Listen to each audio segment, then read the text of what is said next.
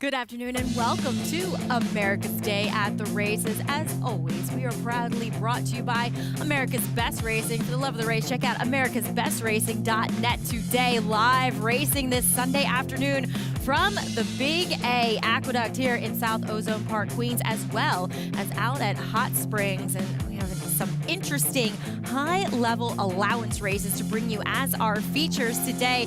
Hello, I am Maggie Wolfendale. Please be joined by NYRA handicapper Andy Serling, who I think was just doing some yoga on the floor. Yeah, big yoga. Yeah. Big yoga fan. You know, Greg's not here, so you're here. So I wanted to get really ready for the show, and I thought it was important to get fully limber for today's show. Truly, I'm feeling good now. I was Good call. impressed. I was impressed. Yeah. All right. It was a very quick yoga workout. My kind of workout, Maggie. Anyway, enough of the workouts with us as we are right on top of a race, the third race over at Oaklawn Park, as they are having yet another lovely day of racing. And it is a state bred, Arkansas bred, optional allowance 16, going the 6 furlongs. And we see 9 to 5 here on the first off the claim for trainer Carl Broberg in number 3, Dutch Treat, the 7-year-old mare. Well, this race was changed dramatically with a Scratcher Richness, who's been in tremendous form for the connections. So this race changed a lot. I don't know. The 3 has absolutely no speed. Yep. This horse was claimed from Diodoro. Broberg at Oaklawn off the claim 12 for 152, 8% in ROI, just over $1. Not for me. I actually prefer the other horse taking money in here, the 5, who may be the main speed.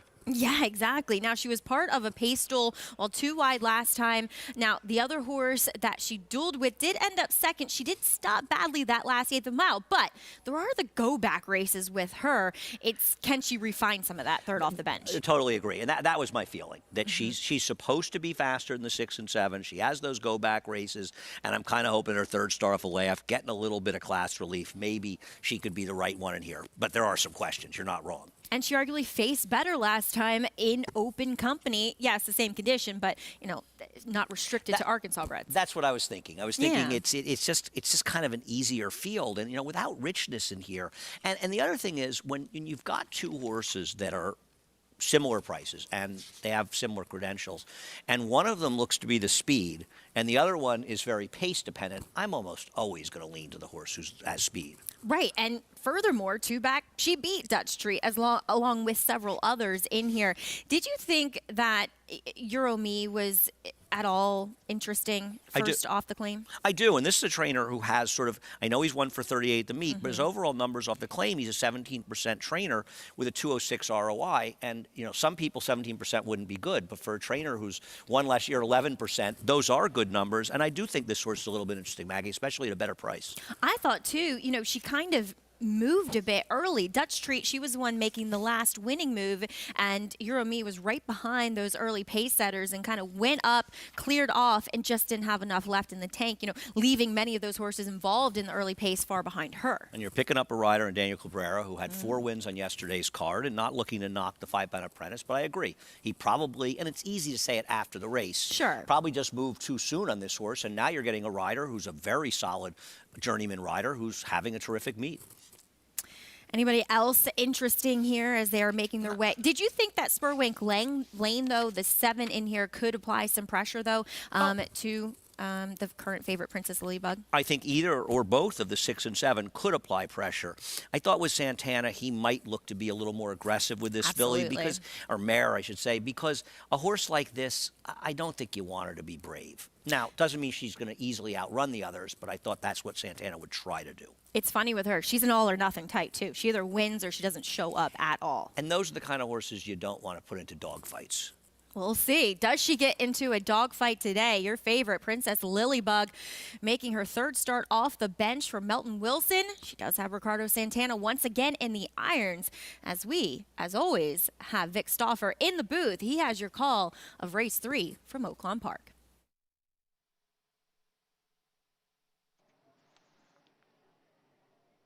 They're at the post. They're off. Bee's Little Bumblebee broke well. So did Princess Lilybug, Tiger Bait, and Spurwink Lane, and those three now race out. Then Proud Victoria, followed by Euro Me, and the early trailer is Dutch Treat. It is Spurwink Lane up the backstretch with a 2-length lead now over Princess Lilybug and Tiger Bait. 2 lengths further back to Proud Victoria. Euro Me's on the move for David Cabrera down at the rail, and here's Euro Me to run by Princess Lilybug. Dutch Treat is the trailer. She's about 8 lengths behind Spurwink Lane, who is in charge. Spurwink Lane leads by 2 lengths as Euro Me continues to advance through at the rail. Tiger Bait and Proud Victoria are next, then Bee's Little Bumblebee, and to the outside, Dutch Treat is still the trailer, and they run to the top of the stretch, and here's Euro Me with an advance to take over the lead. Euro Me now a length in front of Spurwink Lane in second. Then to the outside and a Tiger Bait in a third. Proud Victoria, not today for Dutch Treat. Euro Me a 16th out now and a 2-length lead. Spurwink Lane is second. Tiger Bait is third. Euro Me is 3 lengths in front. Spurwink Lane, Tiger Bait, and Princess Lilybug. Euro Me in front. Euro Me won by better than 2. Spurwink Lane was second. Tiger Bait third. Princess Lilybug finished fourth. Euro Me and David Cabrera give trainer Tim Martin his second win of the Oaklawn Park meet. Got the right ride and trip today. Your question, though, what was Ricardo Santana doing with the favorite? Yeah, I mean, listen, maybe she's just not very good, but he made no real attempt to get the lead. And listen, whether we were right or wrong, and maybe she's just not very good anymore, you say not reliable. But in this case, she made that move against this field, made it at the right time, and when you're riding well like Daniel Cabrera is, and I think he's ridden well all meet. I've been impressed with him all year. But you have a big day yesterday, doing the right things, and she was able to dominate. And we talked about Dutch Treat off the claim. I'm sorry, but a short price on a horse claimed away from Robertino Diodoro, those horses are going to always beat me. And furthermore, one devoid of speed. I think you and I agree on one thing. We don't technically usually want horses without any speed as a favorite. No, I agree. And at least with the 2, while she doesn't have a ton of speed, she can make an earlier move and get herself into the race. Dutch Treat has absolutely no speed whatsoever, and those horses at short prices, because so many things have to go right for a deep closer to win, whereas horses that are more forward can make their own trips. 2-7 unofficially now in the third at Oaklawn. Spurwink Lane rounding out that exacta, but we do have a featured race coming up here at Aqueducts featuring the New York Breds and More Grateful. He seems to be in very good form as of now, Andy, and he will make his first start off the claim for a barn that is white hot at this Aqueduct winter meet in Ray Handel. I agree, but he's also a bit I mean, there's 2 ways to look at him. This race dresses him up because this was a track that was just carrying speed along. So he gets that 96 Beyer blowout win, and even though he was 3-1 that day, I think there was a universal opinion among us that he should have been favored. They were making a Bill Mott horse favored that just should not have been favored. He was the clear speed. So I think his last race may not be quite as good as that figure suggests, but the thing is, his race 2 back might be a little bit better than the 88 figure suggests, because Anserino he ran against ran well in losing with a 94 Beyer yesterday, and he did all the dirty work in that race. So there are things to like. The question becomes, how much pressure is Winner's Laugh going to put on him? That's the thing. Now, Winner's Laugh at times does have a little bit of a penchant to break slowly or act up in the gate, so that could be a positive for More Grateful. But the horse that could benefit from those 2 matching up is a horse that I think both you and I are interested in, the Gray, son of Rattlesnake Bridge, 7 Lilies. He cuts back a furlong today, and I've always been of the opinion that less ground is better for him. I agree. Closing sprinters like him are better with less ground, even though it may seem counterintuitive. And I know he's finishing 4th in this race, but this was a race that was completely dominated by horses that were forwardly placed. He was far and away the only horse that made up any ground at all, and he made up significant ground. And with the presence of More Grateful and Winner's Laugh, there should at least be a relatively honest pace in here. I do prefer Winner's Laugh of the 2 speed horses in this race, but we don't know if he's a horse to win rating. It's hard to believe he gets the lead from More Grateful, and I think that 7 Lily's in a good position to pick up the pieces. And Horacio De Paz, his trainer, said that he had that long layoff from May to December because of some bone bruising, and he thought he may have just needed that last start going back to December as he draws favorably to the outside. But now we will welcome in the 3rd member of our team out in Hot Springs is our Hall of Famer, Gary Stevens. And Gary, we were talking about our feature here at Aqueduct, but boy, do you have a war out there for your feature. 6 of the 7 horses in that 8th race are stakes winners. They are stakes winners, and it looks like a stake race, and we're looking forward to seeing Hollis come back later on this afternoon. He set a track record going 5.5 furlongs, 2 races back, came back in the King Cotton, didn't perform as well. He drew down on the inside. He gets an outside post today. Also in their country yard, represented by Steve Asmussen, Joel Rosario, who won the Risen Star yesterday with Epicenter. We're going to look back at that later on in the show, as well as the Dixie Belle, won by Happy Soul yesterday. So we've got some good stuff coming up. But I'm going to tell you the most interesting thing right now. He's talking about David Cabrera and his big 4-win day yesterday. He's already got 2 wins on the card today. That was his 2nd win in the 3rd race here. He won the 1st race. He's on some more live horses today. He's enjoying this warm weather as much as I am, guys. Really loosens up the old bones, I'm sure. Could you send some our way, Gary? And actually, it's going to get warmer this week. It is, but it's going to be in the 60s, I something. think, on Wednesday. Yeah. But I think that it's a good time for Daniel Cabrera with Joel Rosario going to Saudi Arabia. Is Ricardo Santana going as well? Or no, I don't think he is. No, I don't think he is. Luis Saez is going. Yeah. But I did not read that he Yeah, was. no, I don't think he is. I was confused. But that's going to be an opportunity really for everybody there to pick up some liver horses, because Joel is generally on the favorite in almost every race he's on. That is true. Well, we'll get to Joel a little bit later. There were today's races, as always, proudly brought to you by Claiborne Farm. If you're watching here on Fox Sports 2, we are going to switch over to the Fox Sports app. So make sure you do so during this break. We have a lot more action to come, including the 6th race here at Aqueduct. And we'll have a post parade and a paddock report. Stay tuned. Eclipse champion Blame ranks among the nation's top sires at a fraction of the price. His recent top runners include Aga Khan stud Saidabad, a top performer overseas, stakes winners Mandate, Officiating, Love the Nest, Dancing Kiki, and Blame JD. With success on the track and success in the ring, this proven son of Arch is truly a gold value stallion. Blame, standing at Claiborne Farm.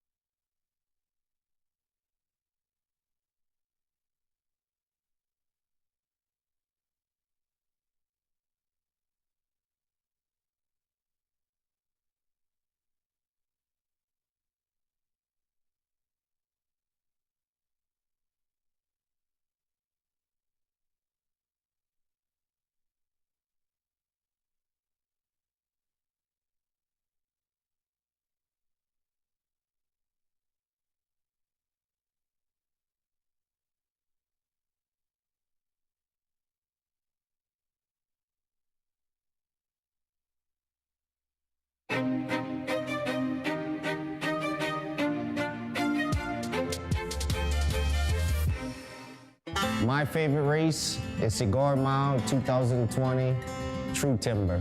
I know how much my horse loves the sloppy track. I got outside position, you got speed horses, and you the horse that can sit right behind them. Jack Stinson, he texted me that morning, Kendrick, what do you think? I said, don't worry about it, brother, I got you. My horse break good. I want to send him a little bit so I can let him relax a little bit going down the chute. Down the backside, I wasn't worried about the kickback. Even within the 16th of a mile at the gate, A couple of times, a couple of dirt hit him, he didn't even mind. He just shake his head and he just kept running through it. At the 3/8 pole, I asked him and he moved up so sweet. I mean, he was right in my hand the whole time. And once I got to the quarter pole, I just pulled the trigger. You know, I figured if I pull the trigger, it's gonna be hard to beat me from here to make up the ground on the sealed racetrack. When I got to the 8 pole and I started asking him, I mean, you can feel the horse responding. True Timber is gonna pull off the upset here in the Grade 1 Cigar Mile. For my mom, my dad, and my wife and my kids, I know how much it meant for them just as much as it meant for me, you know. The fist pump at the wire explains it all. And I'm saying to myself, man, I think this is a Grade 1. Was this a Grade 1? Oh, this is my first Grade 1! Oh, we got our Grade 1, baby! Coming from Louisiana to win one of these races, the Cigar Mile, and the African American jockey, for myself, for my family, for the people that's out there that's seeing this and never thought it could be done. It can be done if you work hard.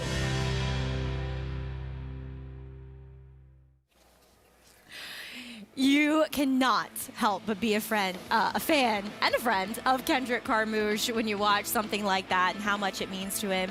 And a guy that's currently now, while he was top of the leaderboards last year's meet, he is now currently tied for second with Trevor McCarthy behind Dylan Davis. Okay.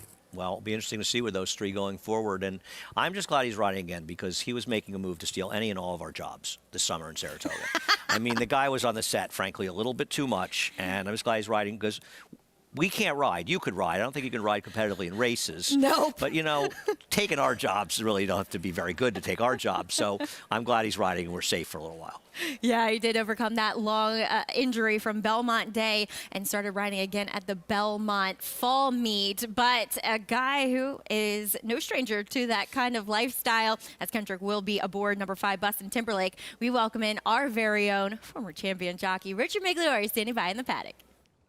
I agree wholeheartedly with you, Andy. I don't need any more competition that's already out there, and Kendrick certainly has a way with the language. But let's get to these horses here in the paddock. The one, T Loves a Fight, I tell you what, it was a honest, tough campaigner. Could not look any better here in the paddock. I love the weight he's carrying. His coat looks great. Really well turned out for Orlando Noda, his conditioner, and making a nice appearance here in the paddock. The 3-horse, our man Mike, named for longtime conditioner for Barry Schwartz, Michael Hushin, who actually trained T Loves a Fight earlier in his career, so some connections there.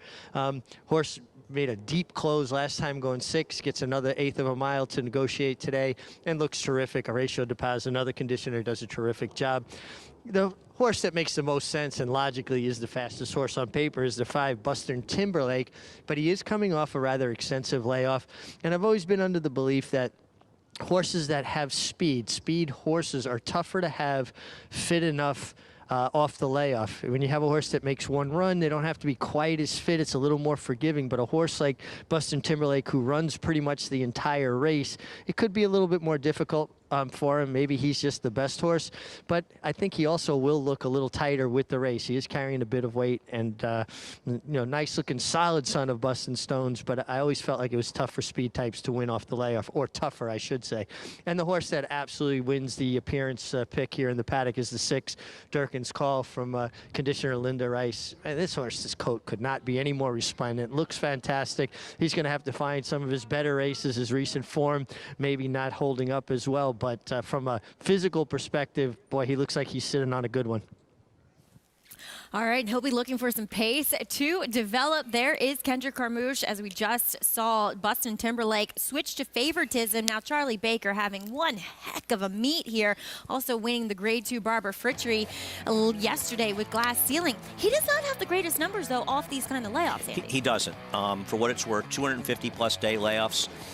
Dirt sprints, 8 for 38, $1.71 ROI. But at NYRA, because don't forget, a lot of those were at Finger Lakes. He's just 2 for 18. Now, a positive ROI because there's a big price in there. But this is not a big price. And, Maggie, I have a lot of trouble endorsing short-priced horses and favorites off of long layoffs. It's funny. He's fast, and when you look at the Timeform U.S. pace figures, he actually does have the fastest figure, but often we do see him coming from right off of it. Where do you see him in this race? It's actually interesting you say that because, yeah, the pace projector has him in front, and both you and I are adherents to that. But looking at his last 12 running lines, and those are 12 and 13, he has never been in front at the first call. I got to tell you, if you had said to me how many times in the last 12 times he's been in front of the first call without my looking, I probably would have said 6 of them. Right. So maybe he is a horse that sits off a horse like Writer's Regret, who's down on the inside. And you know that Daddy knows, even with the apprentice rider, that's an aggressively ridden horse. So it'll be interesting to see where he goes. I don't know. I have some reservations. I like a speed horse that can control going 7 furlongs, but I don't know that he's going to be controlling here. We'll see. It's kind of a tricky distance with the 7 furlongs, too, coming back. And Charlie Baker did present, reservations about the distance off that long layoff as we do kick off a post parade here as this kicks off the late pick 4 in race number 6. T Loves a Fight, the venerable 8-year-old. There are 3 potential speeds and 3 potential closers. And T Loves a Fight, who has not run a race since October 10th of 2019, might be the most talented of the closers. There is the possible speed, Writer's Regret. Yeah, he's going to have to improve, but maybe it's the speed he can. Solo warm-up for our man Mike. I don't like this horse at all. I mean, he's the shortest price of the closers, and to me, he's the least talented. This is a much, much, much, much tougher spot than he was in last time. Yeah, coming out of that A other than win is number 5 in here is Bustin Timberlake, the horse we've been discussing. Yeah, it'll be interesting to see, Maggie, where he's placed in this race. I would never bet him at a short price. His good races, though, would make him very tough in here. Kendrick Armouche looking for win number 2 on the card, as right outside of him is a horse that gets back to a fast track. Linda Rice sends out Durkin's Call. I liked him last time, but it turned out to be a giant speed track, so he had no chance in there. I like the going 7 furlongs. I think he makes a lot of sense, and he's my top choice. Yep, he did face More Grateful in that race. Now, number 7, Daddy Knows, he has been awfully popular in the claim box. This start will be for Jeffrey Englehart. Jeffrey Englehart does not have great numbers off the claim, but his barn has been going very, very well. And I tell you, he's one of the gamest horses on the grounds. I mean, this guy gets in dogfights, setting quick paces, and he might lose, but he doesn't give up. He's a little bit of a tricky horse to ride, I got to say, as well. He has had a propensity in the past to want to get out. If you want to play today's races, make sure you go to NYRA.com/TV schedule to download your free PPs from Equibase and get all the stats on the horses, trainers, and jockeys in today's races on our show. Well, now we get to welcome in the 5th member of our esteemed team, our most colorful colleague. Oh, the shirt today, JK. I love it. I appreciate it, Maggie. Look, I like the 5 Bustin Timberlake, and something tells me when you were a teenager, you had a poster of Justin Timberlake in your room. Just let me know. I bet I'm right. I'm just saying. Look, this is a horse I feel like is tactical. He's got good speed figures. You got to wonder if he's going to be ready to run off of the break, but he has run well off the break in the past. My biggest opinion in this entire race is that the first flash with our man Mike taking all that money, I'm completely against our man Mike, the 3-horse. That horse got a huge setup last time, going a little bit shorter, and everyone thinks, oh, you're closing going 6, you're going to love going 7. And this is a theme that we should all get used to coming up over the next couple of months. It's a Derby theme we hear all the time. Oh, they were closing in the Derby. They're going to love the 1.5 miles of the Belmont. Don't fall for that mistake. I like Bustin Timberlake in here. And I agree with Andy. I thought the 7 Daddy Knows makes a little bit of sense out here. Like Andy mentioned, the switch, there's not a great stats with the trainer change, but this horse is drawn well, has tactical speed, and I think we'll appreciate the cutback from the 8 furlongs to the 7 furlongs. But ultimately on top, I'll go with the 5 Bustin Timberlake. But I think the 7's pretty interesting as well. JK, I am fully insulted. I was not a boy band person. He doesn't know you at all. I got to, he's like reflecting himself onto you. He probably had a Justin Timberlake poster up. I actually gained much more respect, as we were just discussing, for Justin Timberlake as an actor. Totally agree. Than a musician. Excellent actor. He can dance. I'll give him that, too. Well, he's obviously talented just because you and I aren't particularly into him. And listen, Jonathan has reasonably good taste, and he's a huge fan, obviously. Does he have more than one poster is really the question. All right, the big question here, though, as JK interested in Bustin Timberlake, will he be able to overcome the layoff? And sometimes when a barn is going well, doesn't matter. And that is what is happening here with Charlie Baker this meet. But Daddy Knows, a possible pace contender. We'll see what he does from that outside post. But Andy, you and Richie landing on Durkin's Call, who I agree, I think is very interesting. Yeah, I think the horse to bet against, particularly, is the 3 at 7-2. He's over betting this race off a win against Lesser, and I'm going to try. I'm not confident betting against the 5, but I'm going to bet against that horse, and I'm going to have to hope the race falls apart a little bit because I do have a horse that needs some help up front. All right, there he goes. Our man Mike, 7-2. Bustin' Timberlake, 8-5. As we get it up to Chris Griffin with the call here of race number 6 from Aqueduct.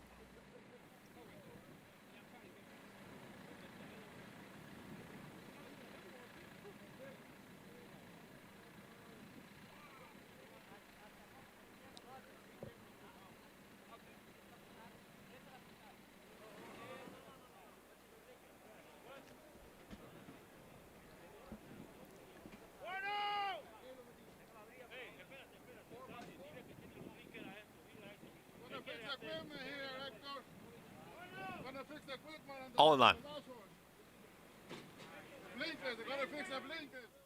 All set. Not quite set here as the adjusting just slightly here to the outside horse Daddy Knows.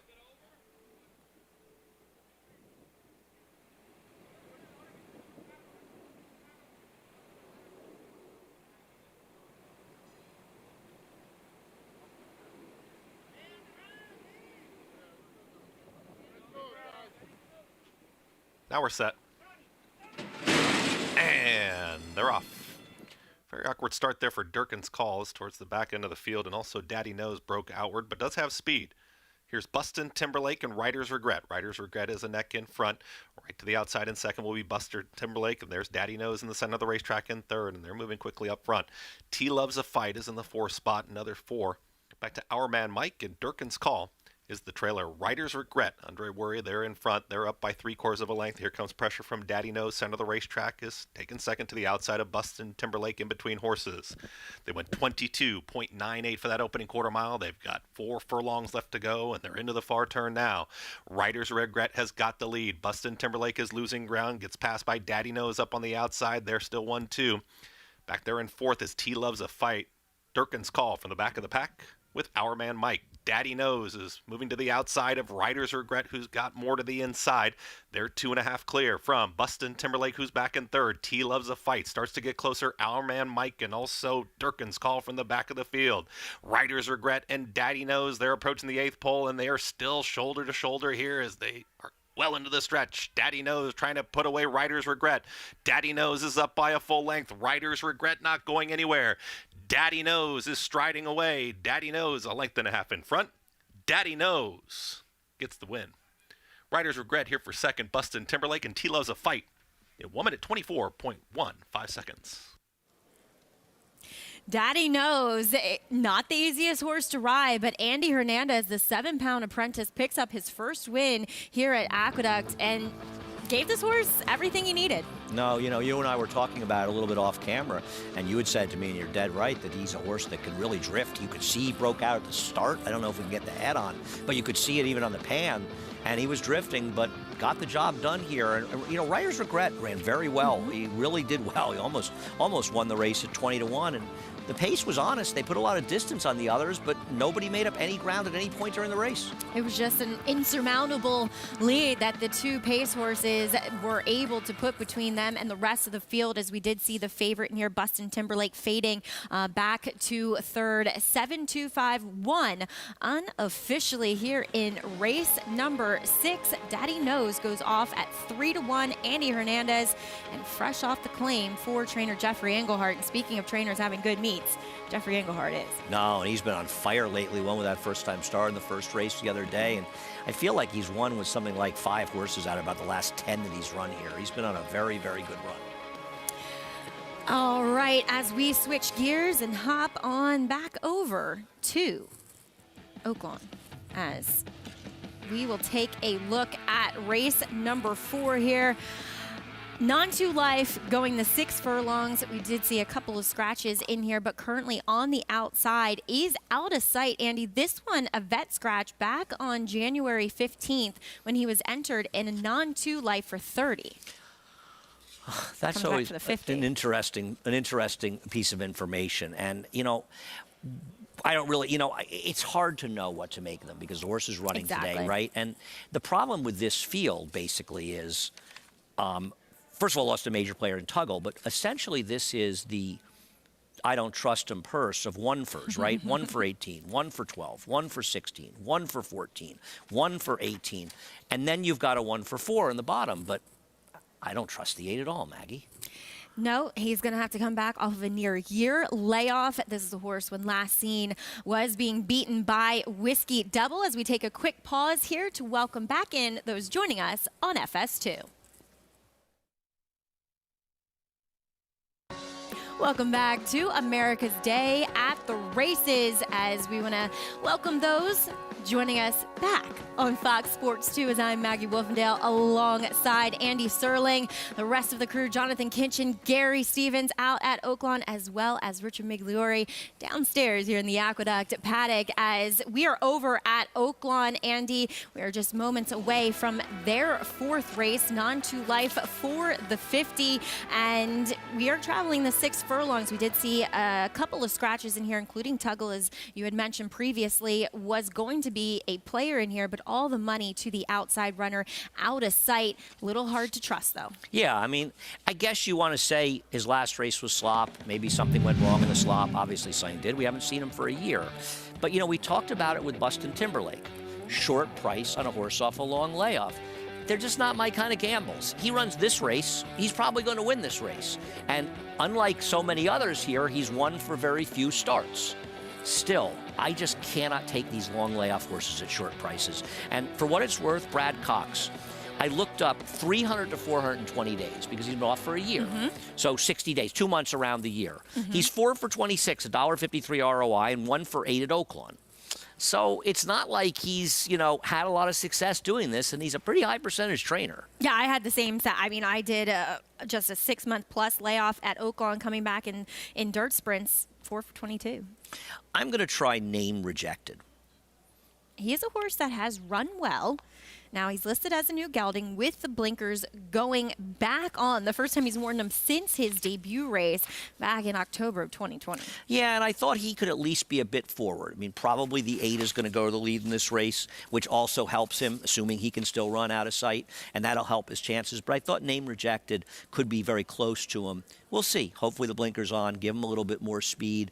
I don't think it's done his speed, and he's got some fast races. He's just going to have to improve with being gelded. He faced a much, much tougher field last time out, as we'll see Macron a little bit later. Belfast Boy is in here, though, in this field, as over back at Aqueduct, Daddy Knows. He knows how to win. He knows how to run well. That's for certain, as he comes back in this race, fresh off the claim for Jeffrey Engelhart. Andy Hernandez in the irons, applying pressure to the pace setter, Writer's Regret, able to pull off late. Yeah, you know, I think you have to be a fan of this horse. He's a very honest horse, and he's a gritty horse down the lane. He's now got a 5 wins, 6 seconds, and 23 career starts. Hasn't started that many times for a 6-year-old, but when he does, he usually runs well. Lovely pedigree, son of Scat Daddy out of the Spikestown mare Spiteful Affair, and bred by the Bromans. Love Bromans, New York breds. How many Scat Daddy crops are left? He's a 6-year-old. Is he his last crop, or does he have something a little bit younger? He has some. Ooh, 4 or 5. that's true. To look that up. Yeah. He was a big loss. He big was. loss. Yeah. Same with Giant. I mean, Giants Causeway in his last crop has a Derby contender. I know. That's He had pretty like cool. 3 horses or something, right? Yeah. Here is your late pick 5 follow along. Has been pretty formful as of now. Famish taking the first leg, and Daddy Knows returns that 820 for the win. It is windy over at Oaklawn as we are back there. 1 minute to post as we check back in with Jonathan Kinchin. Hey, Maggie, I think this race is a great example of game selection and pool selection when you're approaching thoroughbred racing as a betting proposition. And to Andy's point, yes, as a straight win proposition, if you're playing win bets only and you're only playing win bets and you're trying to be selective, out of sight is not a good wager off of this layoff at the price he is on the board. But, I'm more of a multi-race player, playing pick 3s, pick 4s, 5s, and 6s. This is the type of horse that I think you can lean on in a single situation. And the reason I say that is because although I'm all for the idea of trying to beat out of sight, if I put all of that aside and I look at the other horses that are in the race and I look at just basic handicapping principles, who's going to pressure out of sight? These other horses that you want to get interested in, I think maybe even the inside 2, the Belfast Boy and Breaking News, the 1 and the 2, those are the 2 horses that I wanted to try to lean on to beat out of sight, but they've got no shot from a pace situation if out of sight shows up and runs. So I'm going to pick out of sight. I agree with Andy. This is not a win proposition, but I do think this is the most likely winner and a horse that you could lean on in whatever pool it is you want to try to pick up money. I think he's a horse that you could lean on running well, being in the mix because of the pace scenario. Valid points, JK. And I mean, from my vantage point, I don't like necessarily judging horses off a TV screen, but he looks tremendous on the racetrack out of sight, as he will be ridden by Florent Geroux, who had a pretty good day down at Fairgrounds. He's back at Oaklawn. But we'll see what he can do with the favorite off the near year layoff in race number 4 at Oaklawn Park. Vic Stauffer has your call. They're off. Name Rejected wins the break from Out of Sight and Big Nick between horses. Then comes Breaking News at the rail with Windcracker, and the trailer is Belfast Boy. Name Rejected quickest up the backstretch, a half length in front of Out of Sight in second. Those two have sprinted a length and a half clear from Big Nick. Then comes Breaking News, fourth and about 3.5 off the lead. He's 2.5 in front of Windcracker, and Belfast Boy begins to unwind from the back of the pack as they leave the back stretch, and Name Rejected is the leader. Name Rejected, a half length still in front of Out of Sight in second. Then Breaking News to the outside. Big Nick is at the rail for David Cabrera, 2.5 off the lead, but he's now back to fourth. Then comes Windcracker and Belfast Boy, top of the stretch. Name Rejected is still there. Name Rejected, now a full length in front of Out of Sight in second. To the outside and Breaking News. Big Nick's at the rail. Final furlong, Name Rejected is trying to hold off now Breaking News, who comes after him in second. It is Name Rejected, Breaking News, Out of Sight, and Big Nick, but it's Name Rejected still in front, and now it's a 3-length lead, and he's got it. Breaking News is second, Out of Sight third, Name Rejected. Name Rejected won by 3.5. Breaking News was second. Very close for third. 3 across the track. Out of Sight, Big Nick, and Windcracker. Perfect recipe for getting a horse to show a bit more speed. Make him a gelding and add the blinkers. Yeah, and one of the things we talked about, blinkers on, gelding. There wasn't a ton of speed in here and a good situation for them to be aggressive, and I think that's what you and I were kind of hoping for with him. And I'll tell you, now I bet a few dollars on him, so you're never confident you bet, but you said to me in the turn, boy, he looks home to me. Yeah. And you were right. I mean, they got in the stretch, and he just opened up. You have to bet against horses like the number 8, Out of Sight.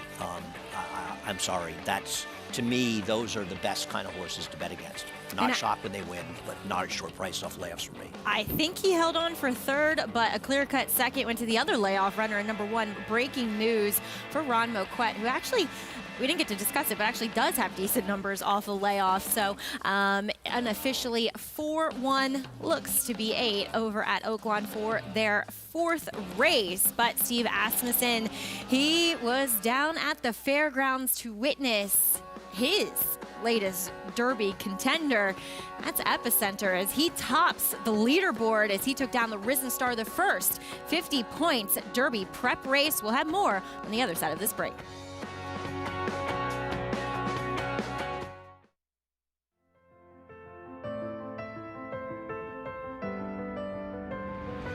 It's a domineering display by the ultra-talented McKinsey. McKinsey Preservationist Vino Rosso and Yoshida. McKinsey's in front.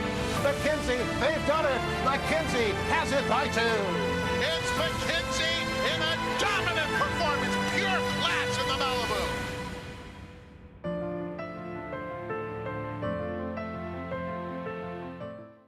No sport in the world brings the wins home like racing.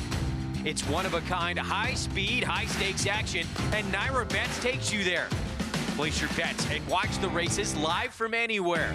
With Naira Bets, make easy, secure deposits and promotions every day to earn reward points or cash. Download the Naira Bets app or visit nairabets.com.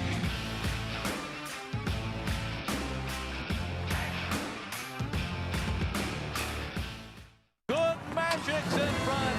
Good Magic pulls away from Solomini. Good Magic's gonna win his first race, and he's gonna do it in the Breeders' Cup Juvenile. Good Magic to the front of the field in the Toyota Bluegrass to win it. The champ is back. Good Magic in a good-looking performance. 800,000, 75, 875, 8.5. Pete, 775,000. Thank you. Now more than ever, it's time to get with the program because New York Reds start with an advantage. New York Reds run for serious green at Belmont and Saratoga. New York Bred maidens run for up to $75,000 and allowance horses for up to $85,000. And serious New York Bred owners can collect awards of up to $20,000 per horse per race in open company. So get back with the program. Seriously. Welcome back here to America's Day at the Races. We are proudly brought to you in part by Claiborne Farm, 100 years of doing the usual unusually well. As we will welcome you to our studio here at Aqueduct in Equestris. I'm Maggie Wolfendale alongside Naira handicapper Andy Serling. We also have Richard Migliori, Gary Stevens, and Jonathan Kinchin along for the ride with you today. And along for a ride was Joel Rosario for trainer Steve Asmussen yesterday in the Risen Star. It was the first of the 50-point races to the Kentucky Derby. Epicenter. He looked to be the speed on paper, Andy, and boy was he. He was. And the break obviously badly compromised Zandon. He jumped up at the start and he spotted a lot. And when you're in a race that's dominated in the front end by a talented horse and you get left, you're in particular trouble. Epicenter had run very well in the Lecomte. The pace was extremely quick. They went almost a second slower to the half-mile time. A horse like Epicenter gets that advantage, especially he's got recency, unlike the other two horses, and it was basically over at this point. He wins as easily as a horse can win. Smile Happy, I think the connections are probably fine. He got a good trip. It's almost like he was ridden to be second in this situation. That's what I thought. It seemed like a lackadaisical ride. It just seemed like he didn't, it was Corey Lanerie. There was no sense of urgency. Now, Zandon, to me, and I'm not knocking the winner, and I'm not suggesting the winner can't be a Derby-type horse out of this race, or Smile Happy. But Zandon's the one who had the bad trip. I mean, he got left. The race was dominating the front end. He made that sort of slingshot wide middle move in races. He still finished third. So I think if you're fans of any of the top three finishers, you're not supposed to lose confidence in them coming out of this race. Is that fair? I could not agree with you more. And look, it was also a tale of recency versus layoffs. In both the second and third place finishers, they had those little layoffs to contend with, and they were making their first starts as 3-year-olds. Now, Steve Asmussen said that the Lecomte, which you noted, was a much faster pace early on, in which Epicenter kind of got in that dogfight, and it was won by a horse coming way off the pace. And Steve said that, he was a disrespectful horse. I kind of thought that was an interesting adjective to use, and that the Lecomte made him grow up a bit and want it a bit more. Oh, that's interesting. And listen, it's very hard to argue with Steve and the success that his stable has. And I think the one thing that you could stamp, especially with their distance-type 3-year-olds, they can just keep improving. And in no way am I knocking Classic Causeway, and the two of these horses could be each other's worst enemies. But if somebody said to me right now, I know one of those two horses is going to win the Derby, I make Epicenter a giant favorite over the other one because he simply seems faster to me. I would agree with you, too. But the one thing that Steve Asmussen hasn't been able to do, win a Kentucky Derby. Right, but there's so much randomness, and I know you're not saying he's been, I'm just saying it's something that I'm sure he's dying to win it. I'm sure he thinks about it quite a bit, especially considering how much success he's had. And I know that Messier has the best 3-year-old fig. First of all, at this point, he's not eligible for the Derby. Yeah. Second of all, he did it with a big bias. And yeah, Epicenter got a fairly moderate pace, but in my opinion, this race going in looked like the most definitive prep we've run so far, and I believe it is coming out. Well, he tops the leaderboard. Epicenter, as we do have live racing to get back to the 7th race coming up here from the Big A. Kicking off the late pick 3, another 7 furlong contest. This one for the state-bred fillies and mares. Claiming tag of $25,000 is Prairie Fire. Once upon a time, she was very good, a multiple stakes placed mare.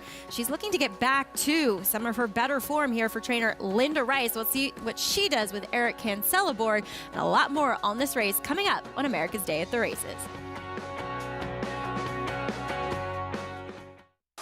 Run Happy, the #1 second prop sire by graded stakes winners and earnings.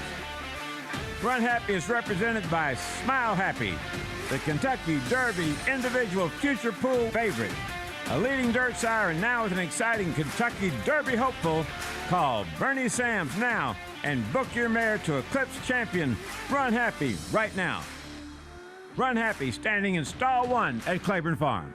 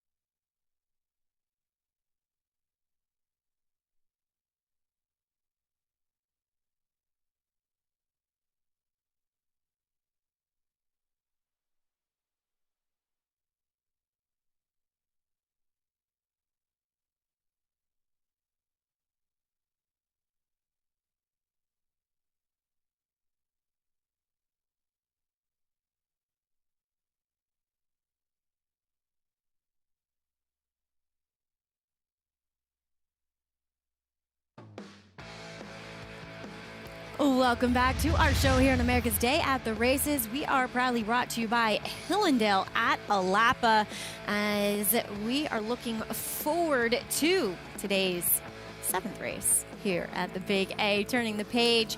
And we do see #4, Diva Banker, your current favorite. But like I said before the break, Prairie Fire, she has the credentials to be a major player here. She drops back down to this state-bred 25. And as we bring Richard Migliore back into the show, Mig, she's a filly that has lost some of her early tactical speed, and she's been very quiet in the paddock in those last 3 efforts. What's she acting like today?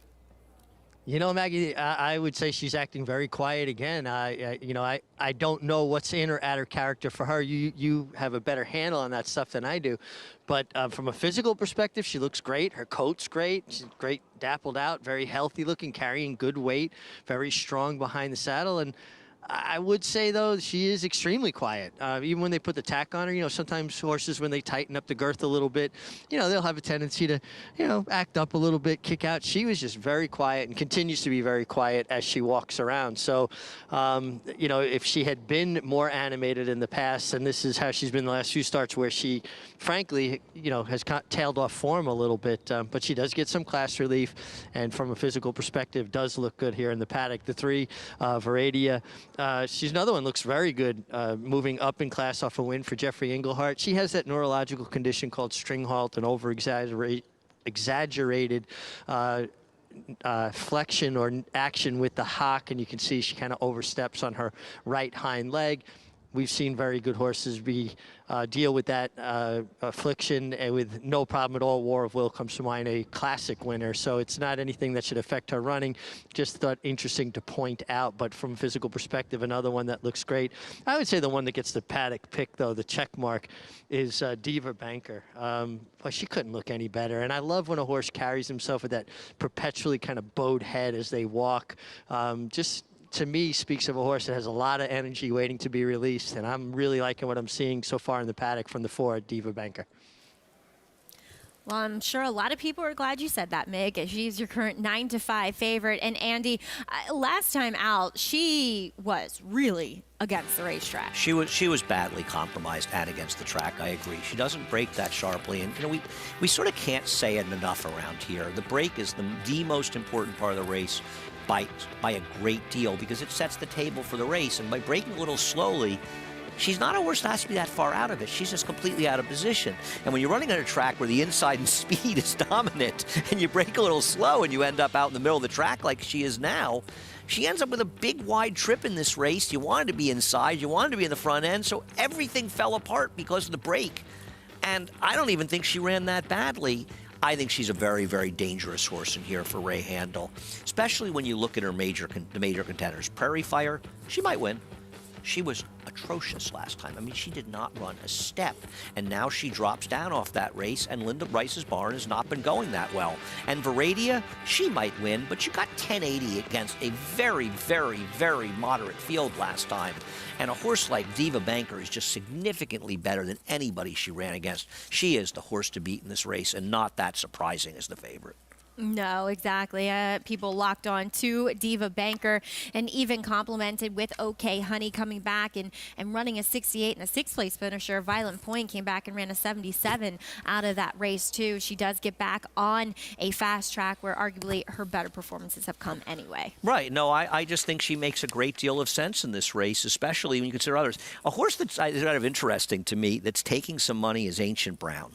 Yes. And I know you look at the PPs and you go, what idiot's betting this horse? Now, she gets a big rider change to Manny Franco, and she's another horse that's had her share of excuses. Now, she did spend a lot of her last race on the rail, which was the place to be. I might have picked her if she had been wide last time out, but she wasn't that far off it. She might be a live price. In her defense, though, while, yes, she was inside, she broke slow and then rushed up, though. Agreed. So you never typically see horses making any kind of effect with that kind of trip anyway. But I agree with you. I think she's a bit interesting. Yes. I mean, I don't even know if she has to get that much faster. She just has to find those good races. She has to find her better races, and she has to, get the right trip. And I think with Manny Franco, no knock on the former riders, but Manny's one of the top riders in the country, and it's a big rider upgrade. I think she's interesting, and if you don't trust the 2, if you say, I can't bet the 2 off her last race, she's going to beat me, and you feel like the 3 beat a weaker field and last time was the time, for me it's 4-7. It's kind of funny, though, that the pace did scratch out of here. See who assumes the lead role as always starring in our show, Jonathan Kinchin. What are your thoughts here? Yeah, this is a tough race, and based on the double will pays, the 2, 3, and 4 are all going to go off at very, very similar prices. So if that's part of the conversation, look, Diva Banker, the 4, makes sense, but I don't like her at a short price. My eyes kind of went to the 2 and the 3, the 2 Prairie Fire and the 3 Veradia. The 2 Prairie Fire, let's just start there. I agree. I don't know why I ran so poorly last time. I'll blame it on the slow break. Broke slow away from there. So let's just toss that race. You can look at the race 2 back. Okay, she fits in here. And if she's going to be a similar price to the other 2 competitors in here, the 3 and the 4, I think the 2 makes sense. The 3 Veradia, this is another horse that ran well last time. The speed figure came back okay. Now, that was against $10,000 claimers, while the rest of them, the other 2, will be kind of dropping a little bit. But what I will say is I do like horses that are tactical, going a mile, cutting back to the 7. I don't like deep closers going a mile cutting back to the 7, but a tactical horse who can put themselves into the race and then cutting back, those are horses I like. So although I think the prices are going to all be pretty similar, I'm going to end up going with a 3 Veradia. All right, Veradia, Jeffrey Engelhardt looking back for back-to-back wins here, as we do see number 6. That is Gringotts acting up a little bit in the paddock. She'll be accompanied by the pony. Is she taking money? She's Andy? taking way too much money in this going race. on? You know, it is a little weird. I mean, I guess if you look at it, you say, well, I don't know, she's the same price as Ancient Brown effectively. I think you and I can make a better case for Ancient Brown that she's had some excuses. She gets the big rider change. I don't see it with Gringotts. Agreed. I disagree with Jonathan about this race. You know, I mean, he and I will see some things the same. We see a lot of things differently, and that's the nature of horse racing. And sometimes Jonathan's methods will work, sometimes mine, and frequently both of us will look bad. But I will not forgive the last race by the 2. In general, with these Linda Rice horses, that kind of race, I don't forgive that effort, especially when the horse is dropping down. She hasn't been that reliable anyway in quite a while. And for me, with Veradia, you missed getting 1080 against an extremely subpar field. And as you mentioned with the scratch of the 5, assuming the 4, Diva Banker breaks, she very well may find herself in the lead and have that kind of advantage. I think she's going to be very tough in here. I know she's favored, though. It will kind of be interesting to see. I would love Eric Cancel to at least try to be aggressive with Prairie Fire. I mean, she's given the clues that she just doesn't really want to do it anymore, as we're checking out number 6 here, who was acting up in the paddock, Gringotts. It's funny you mentioned that, because there was a time when Prairie Fire could be very dangerous in the front end. She's been a funny horse that's won races closing and run well, but she has been forwardly placed before. Yeah, as the other rider is still getting up in the paddock, as Gringotts is already on the racetrack, as we'll wait for number 1, Shadalamo, who's a big price here. And I mean, she just looks overmatched, and she was well beaten last time by Veradia. She is a complete outlier in this field as she is making her way up the ramp. Good to see Oscar Gomez, after a little bit of a scary situation in the last, back on his mounts today. Yep, good to see. Yeah, and he was checked out and okayed by First Aid, as there is number 2, Prairie Fire. Listen, she's a hard horse to gauge. Obviously, she's good enough to win this race, but she hasn't won a race in quite a while, and I can't forgive her effort. She was atrocious last time. Jeffrey Engelhardt looking to go back-to-back here with Veradia, stepping back up in class. And listen, her figure last time makes her a major player, but she had everything her own way last time out against a subpar field. I don't see it today. Jelon Samuel and Ray Handel teamed up for a win yesterday with a first-time starter. Ray is very loyal to Jelon Samuel. He rides him a lot. I'm sure he works for him in the morning. And if he's good enough for Ray, he's good enough for me. Scratch number 5, and we're on to the outside runner number 7, Ancient Brown. Little kind of a bit of a trip last time. Yeah, I think this is the one if you want to get a little sneaky in here. And the other thing is, if, like me, you don't really like the 3, though she probably is the likeliest second horse if I'm right about the 4, I can't bet the 2-horse Prairie Fire in this race, then maybe Ancient Brown's just the right horse. She's got a lot of interesting changes going on. She really does. And Dave Jonk, it seems as though in the last couple weeks his horses are really waking up and running well. And I feel like, Dave Jonk is a guy who consistently is very kind and loyal to his owners. If they want to run him at a level above their head, he'll do it for a while. And then he convinces them to drop. And that's usually when they deliver. So Ancient Brown here dropping out of those A other thans. We'll check back in with Richard Migliori, trackside. Thanks, Maggie. I'm having a little trouble hanging on to my papers here. It's a little breezy, and the gloves don't help. The 6-horse Gringotts was just a handful in the paddock, and she got more and more wound up as she had to wait for the rider to be put aboard and headed out here, and they took right off with her. But, I don't think that's out of character for her. I know she got loose last time in the paddock. But she was really on edge, and I always feel for riders, it's like getting on a keg of dynamite when you're on one that just almost goes a little bit blind. They're just so, beside themselves and wound up about the proceedings. The 4-horse Diva Banker, she could not look any better. She couldn't look better in the paddock, and she continues to impress me on the racetrack. She is absolutely my pick from an appearance. I didn't think she'd be this quite this short a price, but from a physical perspective, she deserves to be every part of the favoritism. She just looks fabulous on the racetrack. Meg, thank you. And she is owned and trained by Ray Handel. And Ray's got From Another Mother, pointing towards the Gotham, which is 13 days from today. And those actual, the nominations for the Gotham, which is really, I always feel like the Gotham is the biggest harbinger of spring around here. Yeah. We run it that first weekend in March, and you start to feel like things are turning around. We've had some nice days. I tweeted out, and you can go to the NYRA website, and you can get the nominations and the past performances of the nominations. And I'll tell you what, From Another Mother is a promising horse. There's some nice horses in there, though. That Morello.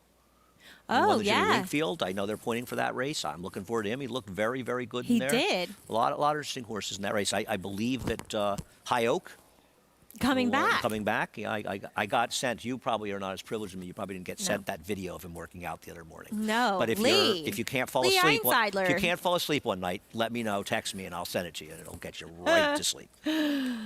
Lee, I thought we were cool, man. Yo, you are, but you're not as close as we are. So No, I'm that's just pointing it out. You know. Horses heading in line here for our 7th race at the Big A. It's late pick 3 time. As we continue on the late pick 5, there is your favorite, Diva Banker. Will she make it to the lead today? She could control from the get-go as we send it up to Chris Griffin for the call of race 7.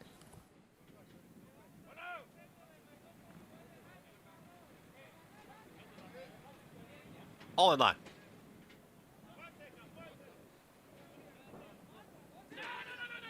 All set.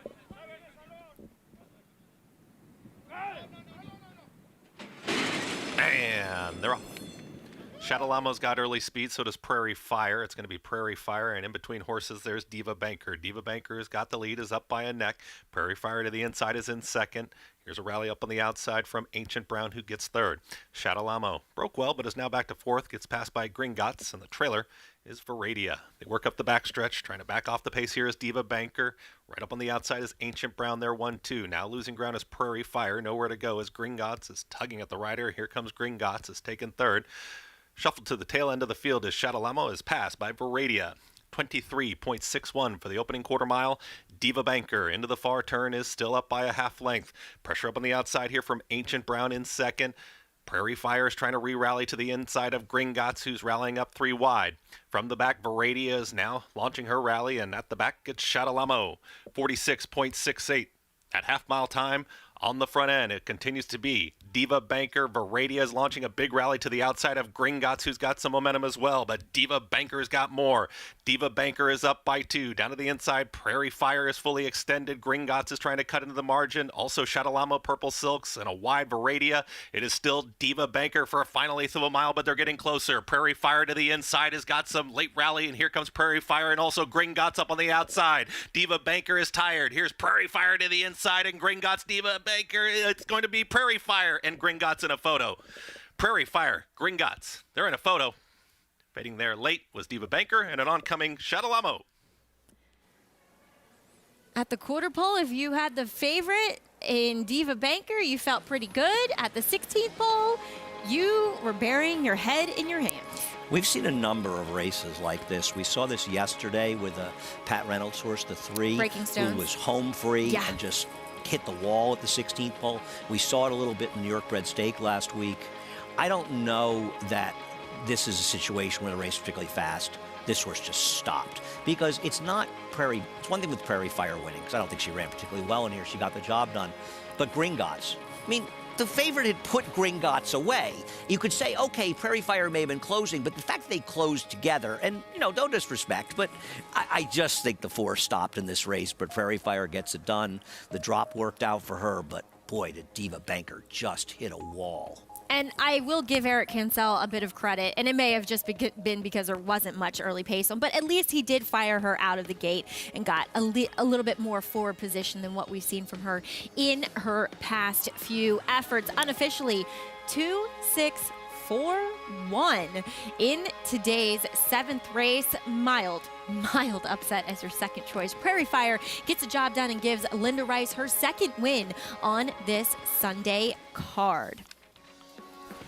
Well, they may be best friends off the track, but Florent Giroux and that man right there, Ricardo Santana, they are fierce competitors, and they are battling atop of the Oaklawn Park jockey standings. More on that and a lot more live racing on America's Day at the Races. Anybody going 70, 50, 75, 850, 75, 175, 175, 150, 175. Ralph, 850,000. Thank you. Volatile in front by 2. Whitmore is down at the rail. Firenze Fire and Mind Control. It's Volatile in front as they pass the 16th pole. Volatile victorious in the Vanderbilt. 1 by 2 lengths. $850,000. Thank you. This season at Oaklawn, we've got more of everything. More of the top thoroughbreds in the world. More days of live racing.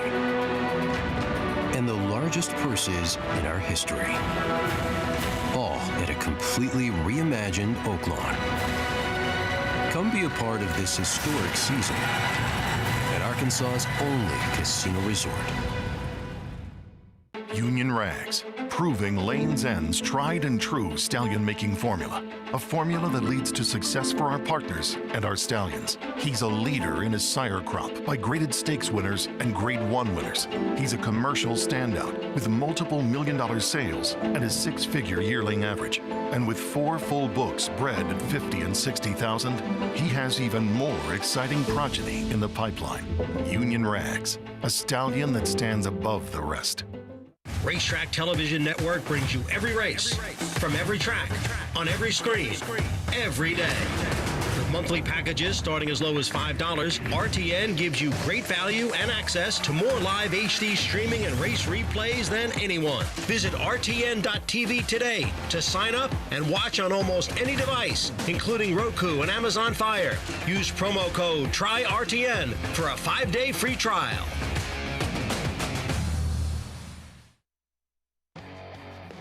Welcome back to America's Day at the Races, brought to you in part by America's Best Racing. For the love of the race, check out americasbestracing.net today. 5th race coming up from Oaklawn Park as horses are on the track for this claiming 20, mile to 16th here. As we see 3-1 on the 7, that is Leading West, fresh off the Joe Sharp claim. As we will check in with Gary Stevens. And Gary, Florent Geroux, he was down at the fairgrounds yesterday, and Ricardo Santana, while he didn't win, he still has a pretty big lead on Florent. Well, there's really, I mean, in the top 5 leading riders, Ricardo Santana with 29 victories, and then Ramon Vasquez has got 22 wins. So he's 5th in the standings. But you go down to Arrieta with 27 wins. Cabrera is on fire. He's close to within 3 wins of being leading rider. And look, this is going to change on and off throughout this meet. Joel Rosario already with 14 wins. He started the meet late because of injury. He's been traveling a lot, and he's going to continue to travel a lot. So I really don't think he's going to have a big input on being leading rider here because of his travel throughout this meeting. And Florent Geroux as well. A lot of these guys are going to be traveling. This meet runs until Kentucky Derby Day. It runs later now than it used to run. It used to be over with in April, but when Keeneland starts up, Churchill Downs starts up, these guys are going to be traveling. So this is going to continue to change throughout the meet. And listen, the jocks room here, the jockeys quarters, it's one of the smallest jockeys rooms in major racing in the United States. And it gets competitive in there. There's a lot of trash talking. There's some arguments. It's hard to hide in that jocks room. So it's an interesting, fun place to be, but it can get heated in there, even if you're friends. I know that I used to argue with my brother a lot in the jocks room, and even some of my best friends, just part of the game. It's one of the only sports other than golf where you go out, and this really is a contact sport. It's not supposed to be, but your life's always in danger, and when you come back in that jocks room, it can get heated. It's one of the only sports where the competitors are going back into the same jocks room. You think about a football team that's scrummaging out in the middle of the field going in at halftime with the opposite team that they're playing. It's not going to go real good sometimes, and that's pretty much what the jocks room is like. But listen, all these guys are friends. They look after each other, but they are competitors out there on the racetrack. Wait, Gary got in some arguments? I'm not buying that. I don't believe that. Well, that's what made him great, is that he's very fiercely competitive. Many things made him great. And we do see horses circling behind the gate. There's number 11, Roaming Union. And we've seen Norm Cassie have a great Oaklawn Park meet so far. But this is a horse that was claimed out of 2 blowout performances up at Saratoga with really aggressive Joel Rosario rides around the 2 turn 9 furlongs. Now we haven't seen him in 5 months. They bring him back. They don't choose to waive the claiming fee. They run him for the 20, and he's on the outside with speed. I don't like this horse in this race. He was also scratched about a month ago in a spot where he looked better. The 1 has speed. The 9 has speed. It's very hard to see him clearing from the outside. I think your point about the waiver makes a lot of sense. You can run him twice on the waiver down at Oaklawn. They're not choosing. Now listen, he is a horse that won for 12.5 as well, 2 back. I'm not going near this guy. The best thing going for him is Norm Cassie's horses have generally run very well. He's run very few horses, and they've run well. But I don't want any part of this horse in this race. I made a small bet in this race on the number 3, Kershaw. I'm going to hope they're moving up front. He doesn't have much speed, but there's supposed to be some pace. And he's coming out of a race where the speed ran around the track together. He really had no chance that day. He's run some races that are fast enough to compete. And if he can get a little bit lucky and they move up front, I thought he could get it done. Though I have to admit, 4-1, I was hoping to get a better price than that.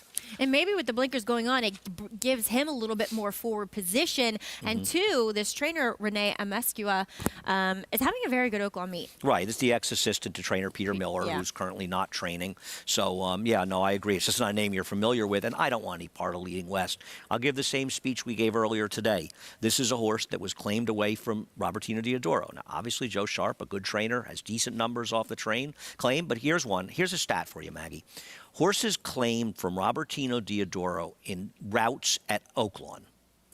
4 for 61 in their next start with a 50-cent ROI. They have dramatically underperformed. I got a stat, too. Definitely smaller sample size. But Joe Sharp, first off the claim at Oaklawn, 1 for 9. Yeah, that's also not good. It means he and hasn't done it that much. it was a non-3 life, too. Yeah, and you're right. This horse won a conditional non-3 life. These are horses, I mean, look through some of the wins, right? 5 wins, 4 wins, 5 wins, 6 wins, 4 wins, 7 wins, right? 9. 13, 6. You've got, these are real veterans. And the difference between those conditional claiming races and a race like this, and you look at the last race in New York, Veradia. That was conditional, but that was a 10-claimer. In an odd way, as speed figures become so relevant and they become more prevalent, I look at class a lot more than I used to. It's funny and how you weigh it as they are heading in line. Andy very interested, or I should say somewhat interested in number 3, Kershaw. We'll see what kind of position he gets out of the gate with those blinkers going on, as we'll see how the favorites do. We both thought they were fairly vulnerable in Leading West and on the outside with Roaming Union. Possible speed horse is the 9, the Queen's Jewels, stretching out in distance as we throw it up to Vic Stauffer with the call of race 5 from Oaklawn Park.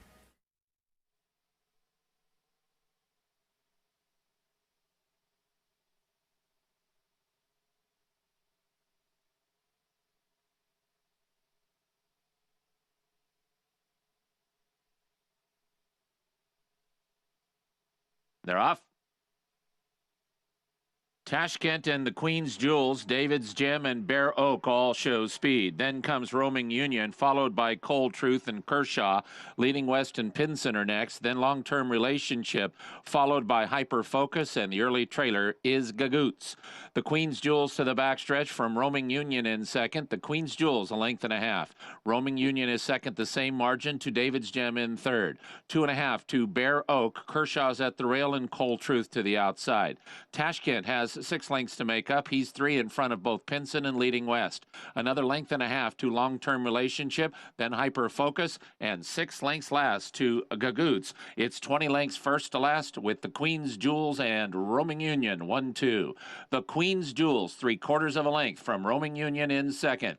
Bear Oak, David's Gem, Kershaw between horses, and a 4-wide Cold Truth, all about 4 from the front. Another 5 lengths further back to Tashkent and Leading West. Pinson has 12 to make up, then Hyper Focus, Long Term Relationship, and Gagoots is still the trailer, and the Queen's Jewels is still the leader. The Queen's Jewels, a neck in front of Roaming Union in second. Now Kershaw emerges, and here's Kershaw coming after the top 2, and he's moving smartly. You better take a look at Kershaw in the center of the racetrack as he moves up and challenges and takes over the lead. Roaming Union is next, then the Queen's Jewels and Leading West, but it is Kershaw and Roaming Union 1-2. Kershaw has the lead, 3/4 of a length over Roaming Union. Then Leading West trying to get into third, but Kershaw has the lead, and now he's clear. Roaming Union is second. It is Kershaw in front. Kershaw won by 2. Roaming Union was second. Leading West third. The Queen's Jewels finished 4th.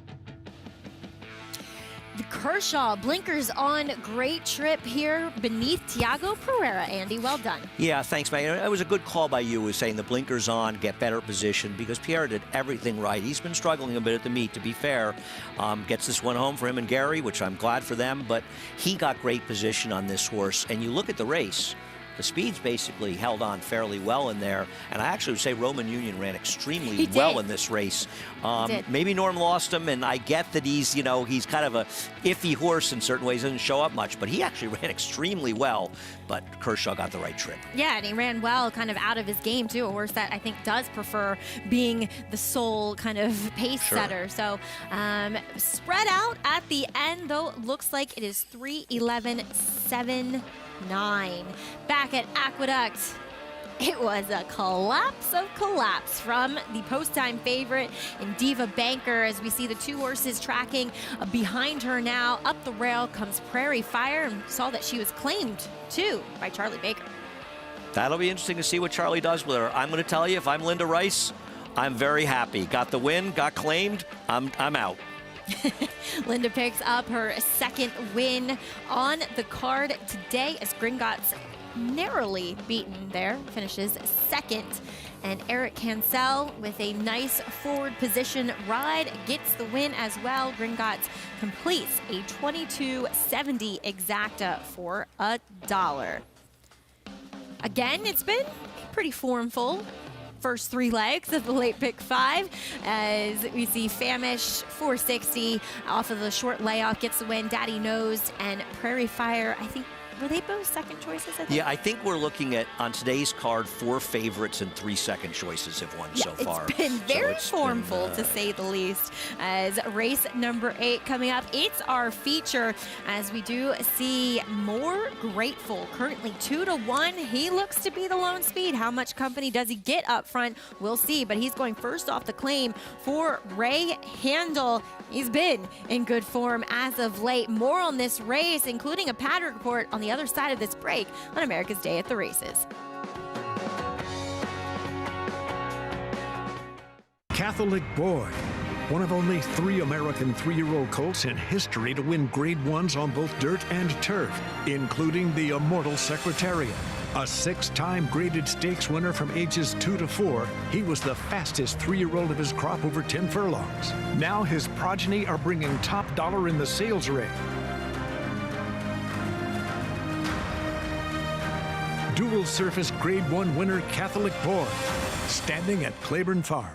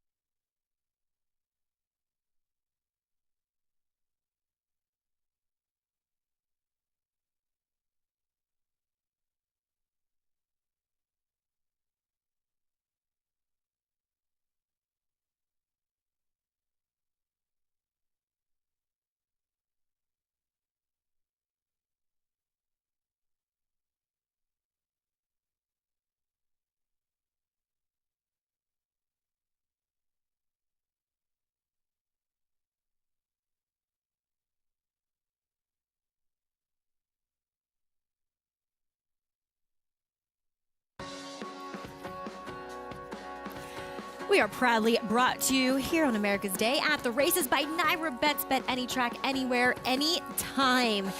As we want to welcome you back to the show. I'm Maggie Wolfendale, Andy Serling along for the ride, as we are going to look back just a day, to the Holly Hughes, where we saw a dominant performance by, what do you think now, taking down the veteran in here, My Boy Tate. Yeah, this was an extremely impressive performance. He got the same 104 buyer that he got in his prior start, but in the prior start, he earned it by riding a gold rail. There was no bias in yesterday's racetrack.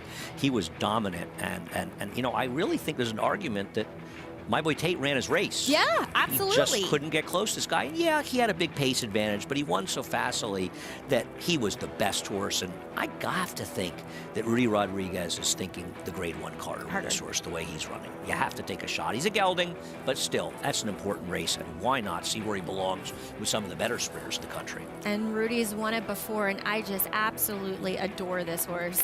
And Rudy said to me, he's not the easiest. He's very, very aggressive, and you can see it always in his pre-race demeanor that he's dragging everybody around, but so flashy, so good looking for Stuart Grant and the Elkstone group. Trevor McCarthy aboard as Rudy capped off a 3-win day yesterday with this Holly Hughes victory. No, he's really putting it together now, and he's had some good setups, good situation. Yeah, he was able to control in here, but speed is dangerous, and this horse ran a very, very fast race. Looking forward to, as you said, do they stick him in the Carter? Would be logical. He's shown that he certainly doesn't mind the Aqueduct Oval, as we'll see who likes it here in today's featured 8th race for the New York Breds. Going yet again the 7 furlong seems to be a theme on today's card. We do scratch number 1 in here as we check back in with the MIG in the paddock. Thanks, Maggie. And wait, I tell you what, it's gotten colder, a little bit breezier, a little bit colder, but we're braving the elements. The 4-horse More Grateful looks very sharp. He's very logical on paper. He's got speed. He certainly is on his toes here in the paddock. Could not look any better for trainer Ray Handel. Does a good job. First time off the claim for Ray. Like what I'm seeing from the 4 More Grateful. The 5, 7 Lilies, he ultimately gets the paddock check mark. Again, I love when a horse walks with that purpose, and again, that energy level, head bowed slightly, kind of just exuding that energy level you like to see. I like to turn back to 7/8 for him. I think Mile kind of stretched his run a little bit. I think 7/8 will make his run a little bit more intense, and 7 Lilies looks fantastic here in the paddock for trainer Rob Atras. And another horse that really caught my eye, the 7 Winner's Laugh. Owned and bred by Barry Schwartz. This horse came off of a layoff, a speed type. I am a firm believer that speed types have a hard time coming off the layoff winning because they run most of the race. He goes outside now with that race under his belt. He looks tighter to me. He looks fitter to me. He looks very, very sharp. Talking with Horacio De Paz, he likes the way he came out of that effort, need a little time to rebound. But I think the outside post going 7/8 with that race under his belt makes Winner's Laugh a very interesting runner here. All right, we'll see. Winner's Laugh, as he is the half-brother to Amundsen. Definitely a very, I don't want to say prolific, but a very accomplished sprinting family. I think I think Winner's Laugh actually is the worst to beat this race. I prefer him to More Grateful. I used the 5 and 7 in some now defunct multi-race bets. My concern with Winner's Laugh, and it's a small concern. He drew very well. He's an outside. He's a very good price, and I think he's probably the right win bet given the odds on the board. His 2 wins were when he was able to control on the front end, and with the presence of More Grateful, he's going to have to stalk. Now, he should be in a good position. He should get a good trip stalking, but sometimes I worry about speed type horses. Are they going to be at their most comfortable when they're not in front? Mig talked about the appearance of number 5, 7 Lilies. I mean, I'm up here watching on the TV, but he looks tremendous. And I just think the 7 furlongs is absolutely perfect for him. He's 2 for 3 at the distance in his life. Yeah, I mean, I think when you early in the game, and a lot of times there's a sort of natural thought that if a horse is a closer, and especially these one-turn races, a little more distance is good for closers, but it's just not true. Horses have a certain kick, and there are plenty of closers that really are 6 to 6.5 horses that aren't going to be as effective at 7 furlongs. I think you're right. I think a mile is stretching it to his best. I think he may have run the best race this day. This is a race we talked about earlier where the pace totally held together. The first 3 finishers were all forward, and he's the only horse, and far and away he made a good run, so I think it's a better effort than it looks. But I think those shorter races, they really accentuate his closing kick. Yeah, absolutely. And 2, you know, you look at the 93 2-back at the mile, but a lot of times you will see horses run their best effort. And now he has run a mile way back when, but when you do that with them the first time, and then when you turn back, then you do get tend to get a better effort as you are checking out Horacio De Paz, who did say with regards to Winner's Laugh that there was bone bruising that they noticed and that's what caused the May to December layoff, and that he just kind of needed that last race back. He is a bit of a heavier bone body type of horse, so I wouldn't be surprised if that actually was the case, kind of typical of the Broken Vow line. Yeah, and sometimes these horses are they just are sort of their own worst enemies. He is supremely talented. He ran an 87 Beyer in his debut. Those are the kind of Beyers you see horses win stakes when they run those kind of numbers, and he's obviously had some trouble staying on the racetrack, and I think if he's able to stalk, he's going to win this race. Or I think he'll beat the 4, More Grateful. I like him more than More Grateful. We'll see how it works out. I just don't trust More Grateful. His last race, I think, makes him look a little better than he is. Yeah, and I mean, look, Connections thought highly enough of him to stick him right in a stakes race. He affirmed success. And look who he had to face that day, Bank on Shay, who just won an open stake in Florida. And what do you think now? Right, and he threw his head at the absolute wrong moment. And essentially, I mean, that was a legitimate throw. His next race, when he paid $14, I picked him. I thought he'd be 8-5 in that race. I couldn't believe that he paid 6-1. They were betting actually a Rob Asher's horse that won the other day, right? He's like Brilliant a 25 Brooks, claimer. who couldn't possibly beat this horse, but he was able to control. The next race, going a mile against the likes of Bankit and a muddy track, didn't work out. Long layoff after that. I think he's a very, very logical horse in this race, and I'm not surprised. You know, I was talking to morning line maker David Aragona, and I said, why'd you make him as big a price? I think he's 4-1 morning line. And he said he's just a horse that never gets bet. Yeah, which is kind of interesting and true. I mean, he's just always a big price, too big a price. And I mean, last time that race, just the pace completely incinerated too. I think you could almost use that an excuse for the December 3rd effort. For sure. Yeah. So let's check in with JK for his thoughts on this contentious field in the 8th. Yeah, I mean, look, I think 7 Lily is the most likely winner. I'm not telling you anything you don't already know, but I do think the 7 is going to be my choice in here. The Winner's Laugh. This is a horse that won on debut, first time out for Horacio De Paz, which, you know, he wins with first-time starters, so I don't think there's needs to be an announcement made that he won with a firster. But the horse won first out. I think you can completely toss out the race in April, the affirmed success. Comes back, wins again. The numbers are just all kind of right there. And then last time was involved in a very fast-paced race that just completely fell apart. So this is a horse drawn towards the outside, going the 7 furlongs, who has won going 7 before, that I think is extremely live in here, and he's drawn outside of the main competition, and he's more tactical than the main competition, and those are all things that get kind of my check of approval here. So I'm going to go with the 7 Winner's Laugh, although I think 7 Lilies will be tough. I think Winner's Laugh has a tactical advantage, and I love the draw for him as well. I think that was brilliant. I mean, I think he makes some really, really brilliant points there. Doing our work. It's good to know we're all on the same page. I think Winner's we're all in Laugh. agreement here. Winner's Laugh. We'll see. 3-1 currently on the board as 7 Lilies taking the most money. Are you a little surprised? Do you think that More Grateful, as we get closer to post time, will go off as the favorite? Oh, that's a good question. I haven't looked at the double prices. To be honest, and I picked the race 5-7. I expected the 5 to be favored. Now, whether or not that ends up being the case, let's take a look at those magical will pays, and we'll look at the double and get a better idea. More Grateful's actually favored. Okay. It's a $9 double for $1, so he'll probably be in the 2-1 range, maybe a little lower, 8-5, 9-5, and 7 Lily's a higher price. Could be as high as 5-2 in this race. Wow. And Winner's Last, a distant third choice. No love for a horse that's a little bit of your pet, number 2 Tapazirans? No, and I do, as you know, I do have great love for Tapazirans. But listen, this is horse who lost our man Mike. We already gave that lecture. This is way too tough for him. Way too tough. Yeah, as we said, when you graduate out of the A other than and you get into this 2X for the New York Breds, it's a lot tougher than one may think, as we do have a scratch in here. Take out number 1, Bust and Shout. Though he looked to be a speed, and here is number 2, Tapazirans with Jose Gomez aboard. I am a big fan of this horse, but Johnny Frontline and Breadman are not in this race. No horses he beat last time. The Breadman could be okay. He's in, actually, I think, on Friday.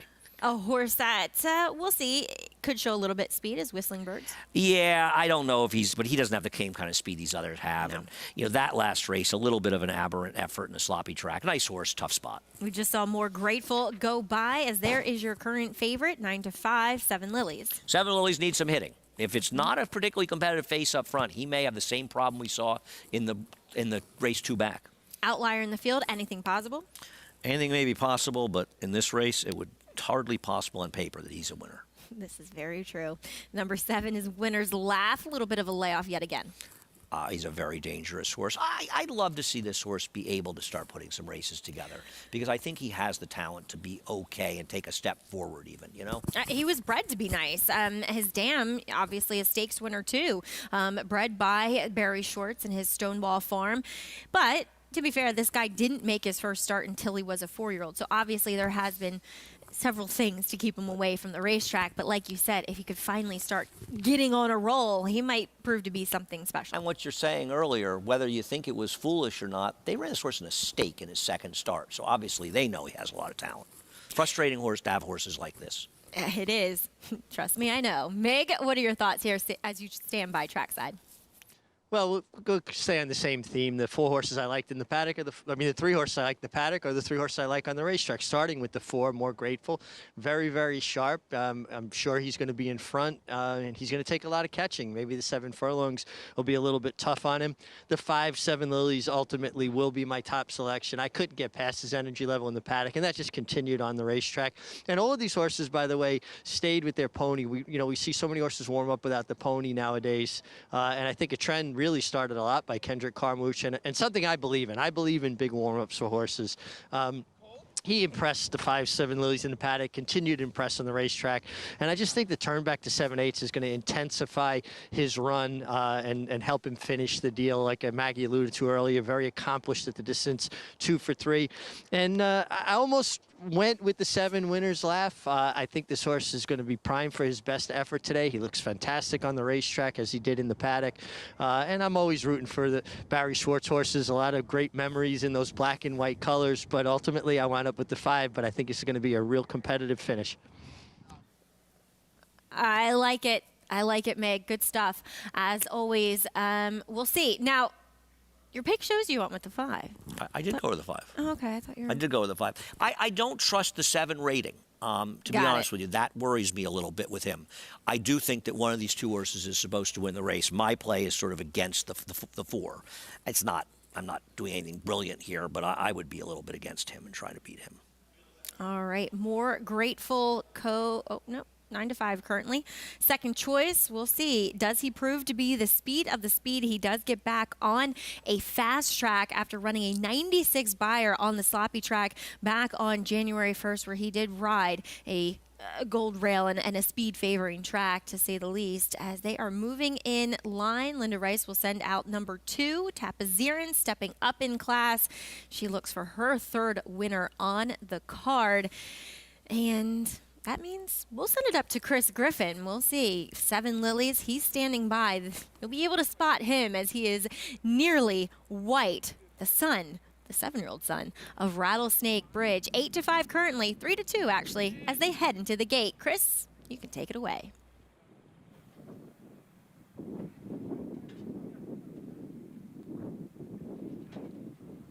Anything passable?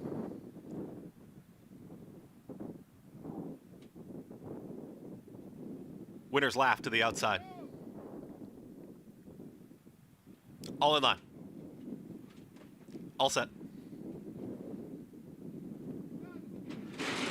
And they're off. From the inside, Whistling Birds has got early speed. Also Tapazirance on the far outside is Winner's Laugh. In the early mix will also be More Grateful. That's the leading quartet.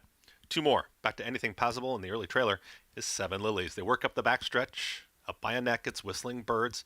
Tight hold here up on the outside is Winner's Laugh, who's tracking in second. Tapazirance, Blue Cap at the rail in third. More Grateful is in the clear. Center of the racetrack now is in fourth. Still 2, now 3 lengths back to Anything Possible, and 7 Lilies continues to trail. They went quick, 22.95 for the opening quarter mile. Whistling Birds has got the lead. Has 4 furlongs left to go, is up by a length and a half.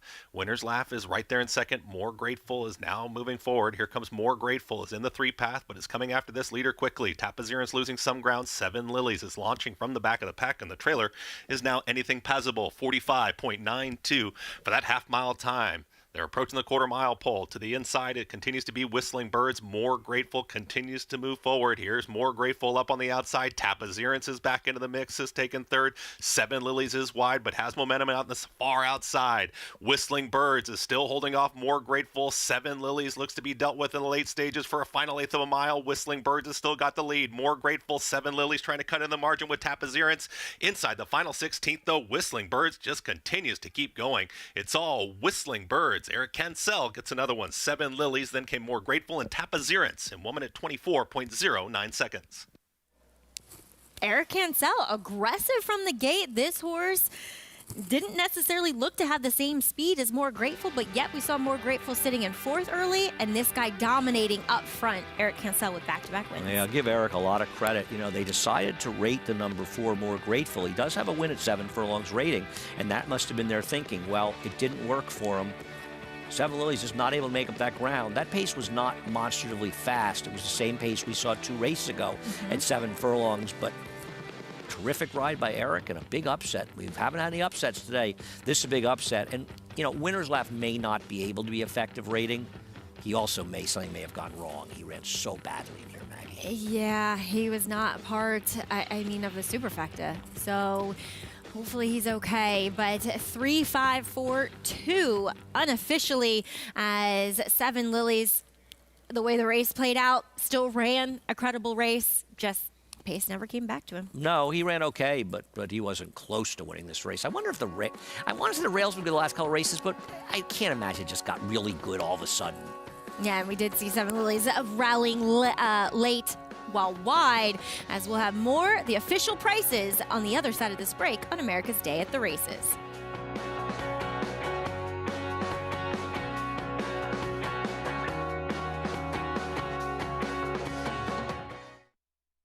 Irish Hill and Duchess View Stallions, proudly standing the ultra-fast, multiple stakes-winning son of Uncle Mo, King for a Day, the only horse to defeat 2019 3-year-old champion Maximum Security.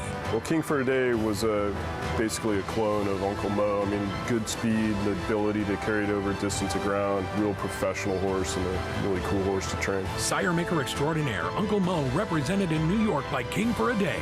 Visit ihdvstallions.com to book your mare today. No sport in the world brings the wins home like racing. It's one-of-a-kind, high-speed, high-stakes action, and Naira Bets takes you there. Place your bets and watch the races live from anywhere. With Naira Bets, make easy, secure deposits and promotions every day to earn reward points or cash. Download the Naira Bets app or visit nairabets.com.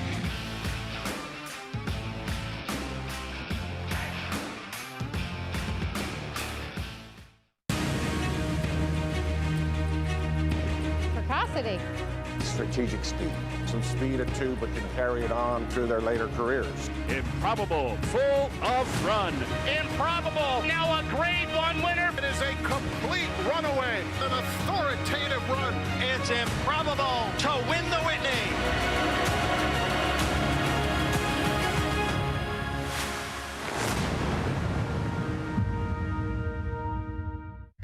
Blood Horse Plus, available through bloodhorse.com, provides exclusive, timely, and unmatched content to subscribers, including Fox Sports, Blood Horse branded weekly programs, a detailed stakes winners section, behind-the-scenes videos from Blood Horse staff, on-demand access to deeper horse statistics, and a $5 monthly credit to equineline.com.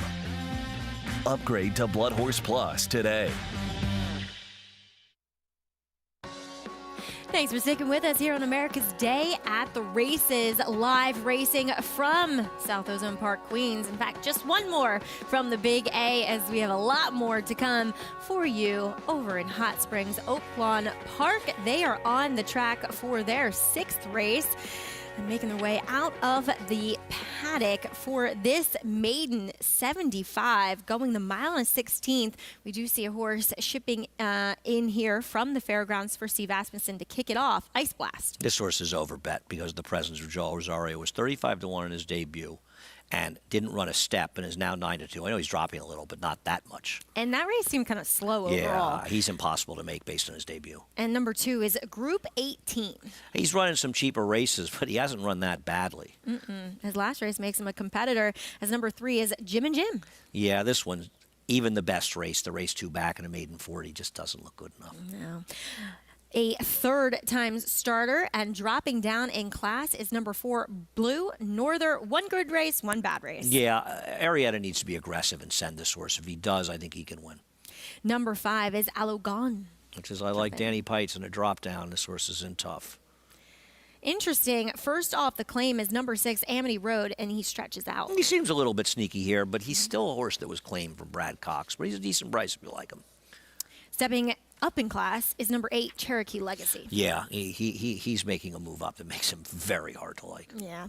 Another one, first off the claim from Brad Cox for Ron Moquette, is number 9, Cole Spur. Yeah, I actually would prefer this one of the horses that were claimed away from Brad Spy. I thought he's run fairly well. I thought his last effort was okay, but I don't trust him off the claim either. He looks to be one of the speeds as well. And speaking of trainer Brad Cox, he sends in a first-time starter for Gary and Mary West. Battle call. First-time stars, maiden claimers, dirt routes, 1 for 13 for Brad Cox with an ROI of under 40 cents. And it's kind of a little more turfy if you look through, even though the dam is a Rockport Harbor. Horses bet, but I don't know. She never broke her maiden either. His number 11 is Pinch Hitter, back in a maiden claimer. Yeah, this one would blow up the tote, I think, would be tough, especially from that post. All right, well, we'll check back in with Gary Stevens. Gary, congratulations on the win with Tiago Pereira in the last race, but we'll see Giovanni Franco on Amity Road. What can you tell us about this son of Street Boss stretching out in distance? Well, I can tell you that he's been working outstanding in the morning. He's had 3 works. Giovanni's been on him for all 3 of those works. He's galloped out strong, solid 5/8, and then big gallop outs from him. You see that he closed ground nicely in his first out. He was only beaten 2 1/4 sprinting, so he's getting that opportunity to stretch out today. And I think the interesting thing is he was out of jail, meaning they could have run him back for the maiden 50, and it's for Ronas Racing, made the claim, and they chose to jump him up to 75. If they lose him for 75, they win. It's a good turn of profit, but they thought enough of him to keep him in for the 75 instead of dropping back in for 50. And then the 2 horse, I agree with Andy. This horse could be sneaky too. He fits in this spot. And Brian Williamson, a lot of people don't know the name, who he is. He's been around a long time, a very, very good horseman. And he could have run this horse back for 50 as well. There was a 50 yesterday, and he didn't run. So we'll go back for the 75. And last time out was a huge improvement. His buyer figure, 69. That puts him right with the rest of these horses that they're betting on, and they're getting 8-1, guys. So those are the 2 that I'm liking that are prices in here. I think the tote board has got it pretty right, but I also agree with Andy that the 1 horse is being overbet at 9-2 because of connections, guys. Gary, thank you. And as Gary helps us out on the show, he's also, just to clarify, the agent for Tiago Pereira and Giovanni Franco. But as we get back to number 6, Amity Road, we're discussing the pedigree with regards to stretching out. Street Bosses can get a dirt router. And the dam unraced, but she was a half to High Ridge Road, who won the Grade 2 Robert Fritchie. Oh, right. That's right. You were, yeah. Yeah. And we think that Chad Brown trained High Ridge Road. We were trying to remember a little bit. Listen, I think the 4 is the horse to beat, but I'm not jumping to bet this horse at 5-2, and I think the 4 needs to try to clear. And it's potential that Cole Spur could show a lot of speed from the outside post, so it could get a little bit heated if they both go. I didn't love this horse, but I could see the reason to like it. Man, I'll tell you something. If you have an idea in this race at a price, take a shot, because the 1 shouldn't be 9-2. Listen, maybe there's a big story and there's a run well, but I could never bet him. I know Battle Call, maybe the story. I feel like this horse is bet because it's Brad Cox. People don't know. This is not what Brad Cox does well. First-time star is going long. So you've got horses taking money that are a little bit dubious out there, to say the least. Yeah, I mean, I think you're right. And you brought up that stat, which I got too, and that is not a strong stat for a trainer that's, consistently a mid-20% trainer. No, I agree. That's the thing you have to look at. It's not. Yeah. It's all relative. There's some right, and it also says 1 for 13. It's just something Brad doesn't do very often. Right. And there's a reason he doesn't do it very often. This is the kind of move that doesn't work. We'll see, though. He is the gray, as you were mentioning. Cole Spur, a little interesting off the claim for Ron Moquett. He can show a bit of speed, and he will have Ricardo Santana aboard, who certainly is a guy who isn't allergic to the lead, as they are moving in line 5, reluctant to load here. That is Alogon for Danny Pites. He's dropping down in class and also stretching out in distance. I miss Danny Pites. You don't really know Danny because you haven't. I don't think he's been in your. Really, I like Danny. He's a good guy. I miss seeing him. I feel like he had horses. He had a very, very good horse once upon a time named Capote Bell. He's had other good horses, but she was, wow, was she They're good. in line. We'll throw it out to Vic Stauffer with the call of race 6. They're at the post. They're off. Cherokee Legacy and Alogon break well. Blue Norther is close up. Battle Call's on the move in the center. Then comes At the Rail Jim and Jim. Pinch hitter going to be wide at the clubhouse turn. Icy Blast is next. Then Amity Road, Group 18. And the early trailer is Cole Spur. Cole Spur is at the back of the pack. It is Alogon to the backstretch, 3/4 of a length from Cherokee Legacy in second. Then together are the stablemates. A tugging Blue Norther. He wants to go. Nowhere to go right now. Meanwhile, Battle Call keeps his stablemate in tight, 3 deep and less than 2 from the front. Pinch hitter is 5th, and now he's in the 2 path and about 3 from the front, 2.5 back to Jim and Jim. Then comes Icy Blast, between horses Group 18 and at the outside Amity Road, and Cole Spur has not been happy in the first half mile. We'll see if he picks it up late. They leave the backstretch with the leader, Alogon. Alogon is 3/4 of a length in front of Cherokee Legacy in second.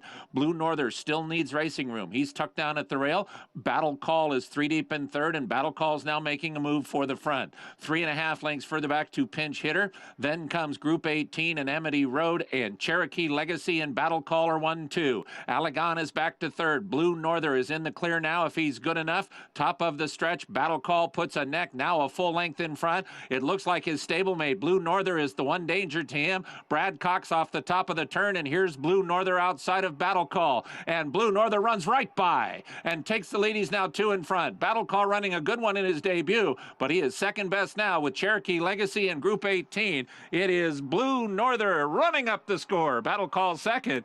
Blue Norther in front. Blue Norther won by 7. Battle Call was second. Cherokee Legacy third. Very close for 4th between Group 18 and Icy Blast. Brad Cox 1-2 with a pair of gray horses. The debut runner running well, but was no match to Blue Norther, the drop down. I agree. Battle Call did run very well, contesting his pace, and it's not as if the pace fell apart, but he ran well. But you knew with Blue Norther, you and I were still talking about it, if he was going to be able to rate, he was going to win because he got himself a little traffic, but when they all moved, it just turned into an absolutely perfect trip, and he galloped, and Brad Cox obviously continuing to have a sensational meet there. A lot of separation between first, second, third, and the rest of the field here in this 6th race as Francisco Arrieta picks up yet another win, and he is just riding so well. I agree. And, you know, Brad Cox, one of those guys, I think he's very easy to root for, especially for people like us, because he's such a nice guy. So nice. And he's so easy to deal with. You ask him to do something, he's there. He's really about as so easy gracious to deal with his He time. really is, yeah. He really and a good is. Trainer, and obviously, too. I mean, I'll never forget when I was at Oaklawn the other day, last year, and he was like, "Oh, sure, hang out with Essential Quality. Yeah, you can come see Montemayor Gore before she runs in the Apple Blossom." Like, more often than not, trainers like, "No, get out of the barn," on the day of the race, to be fair. But Whistling Birds, he was our first upset on the card as he was 10-1, returning $22, beating the 6-5 favorite 7 Lilies as well as a second choice, More Grateful. So, does this shake things up at all with the pick 5? Absolutely. But Whistling Bird's horse that could have even been bigger than 10-1 in the pick 5. I haven't looked at the will pays, but you got some logical results if you had them, and if you got this horse in there, I got to think the payoffs are pretty strong. I'll try to take a look. All right, well, the 9th race, it is a starter allowance, 6.5 furlongs as kind of a wide open board as of now. Tepid choice at number 5, Trash Talker. He looks to be the speed in here. Yeah, I don't like Trash Talker in here. I feel like he should have won last time. Both the 5 and 8 lost races they shouldn't have lost. He can win. I like the number 3 Air Show. All right. Well, we'll have more on that race as well as the Maddie May Stakes coming up tomorrow, as it is Yo Cuz versus the promising debuter last time, Stone Creator. More on this race after this break on America's Day at the Races.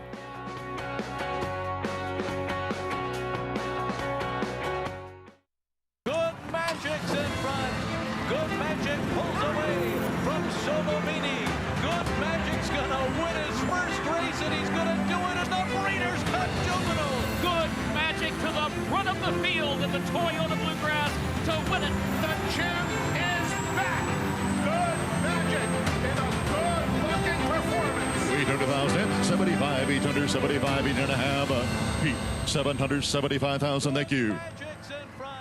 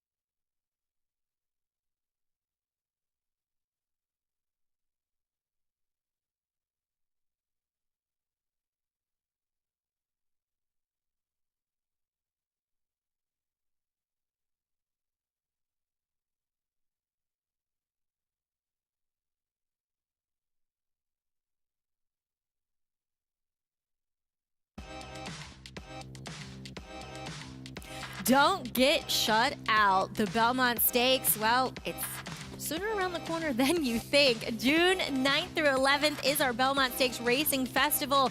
We are capping attendance at 50,000. So we do have that more limited space in the backyard, but a lot more new ticket with concessions and hospitality experiences. So check out BelmontStakes.com for all the info and buy your tickets today. Welcome back to America's Day at the Races. I am Maggie Wolfendale alongside Andy Sterling, Richard Migliori, Gary Stevens, and Jonathan Kinchin on the show with you today, as we will take a look at our feature tomorrow on the President's Day card here at Aqueduct. It is the Maddie May for the 3-year-old New York breds traveling a mile, as we'll look at Yo Cuz, who does come back off of a New York Stallion Series win. $500,000 purse she picked up breaking her maiden. Yeah, it's not a bad deal to get $275,000 winning that race with a 60-something buyer. This is a very tricky race, and Yo Cuz can win. She drew well on the outside. She wired this field. She's not getting the lead unless a number of horses stumble badly coming out of the gate in the air, but with the outside post, can get a trip. And I do think the second horse is a decent horse. She came back and ran very, very well against the track in her subsequent start in the Busanda. Yeah, I think she's okay. I'm on the fence. That's a tricky race, Maggie, because it is nothing but horses that have some talent, but they did take advantage of riding gold rails, including the possibly talented Stone Creator on the rail. Yeah, and she hails from the family of Boston Stones, and she was impressive. She was impressive with her debut victory. She weirdly didn't go off favorite, but she was taking a lot of the play in that debut race back on January 16th. She won at the sometimes tough 7 furlongs first time out. Right. Now, this is not her, but we're looking at a couple of horses that ran 1-2 in a stake. But this is Sandy's Garden, I believe. Watch how they run. I mean, Sandy's Garden got a great ride by Trevor, stayed on the rail until she had to angle out at the last possible time. That's the winner. I'm sorry. The horse who ran second stayed in the rail. Now, I know the third horse is a little off the rail, but she rode the rail for a lot of the race, so she had a pretty good trip as well. I'm reticent. I can't. I bet the second horse last time. That was the day she should have won. But she did lose to a pretty nice horse, too. Sounds like the winner of that race, Sterling Silver, being pointed to The next week, Usanda. Busher. Okay, good luck. Search results used it last year to almost win the Kentucky Oaks, but I agree. Six and a half to a... I agree. don't I'm know. surprised, but I guess they want to take a shot and see how good she is. I want Stone Creator to be good. I know her owner, Roddy Valenti, is very high on her. And listen, you win 7 furlongs first time out. I can't endorse horses, though, that do it riding a gold rail. She draws the rail again, and she's going to take some pressure in this race. I don't think they're going to be crawling up front. This is a really interesting race for her. We'll see how good she is. And don't you feel like the horses she beat that day are just nothing Yes, compared they're to not. this? She may be okay. I just think it's... Listen, I picked Captain's Daughter in here. Did you really? I thought this race could fall apart. And I don't know if she's good enough. That's how she I won didn't a want to stake take Yo before. Cousin a short price. I don't trust Moam, who I think is a little interesting if it falls apart. I have to bet against horses that rode the rail the whole race, Mag. You are a man that sticks to your guns. Yep. And It those are works the a lot. rules that you follow, and yes, you've been successful in doing so. So, no shame in that. As 5-2 on number 5, and here Trash Talker. He looks to be the speed of the speed. Last time it took a lot of pace pressure up on top.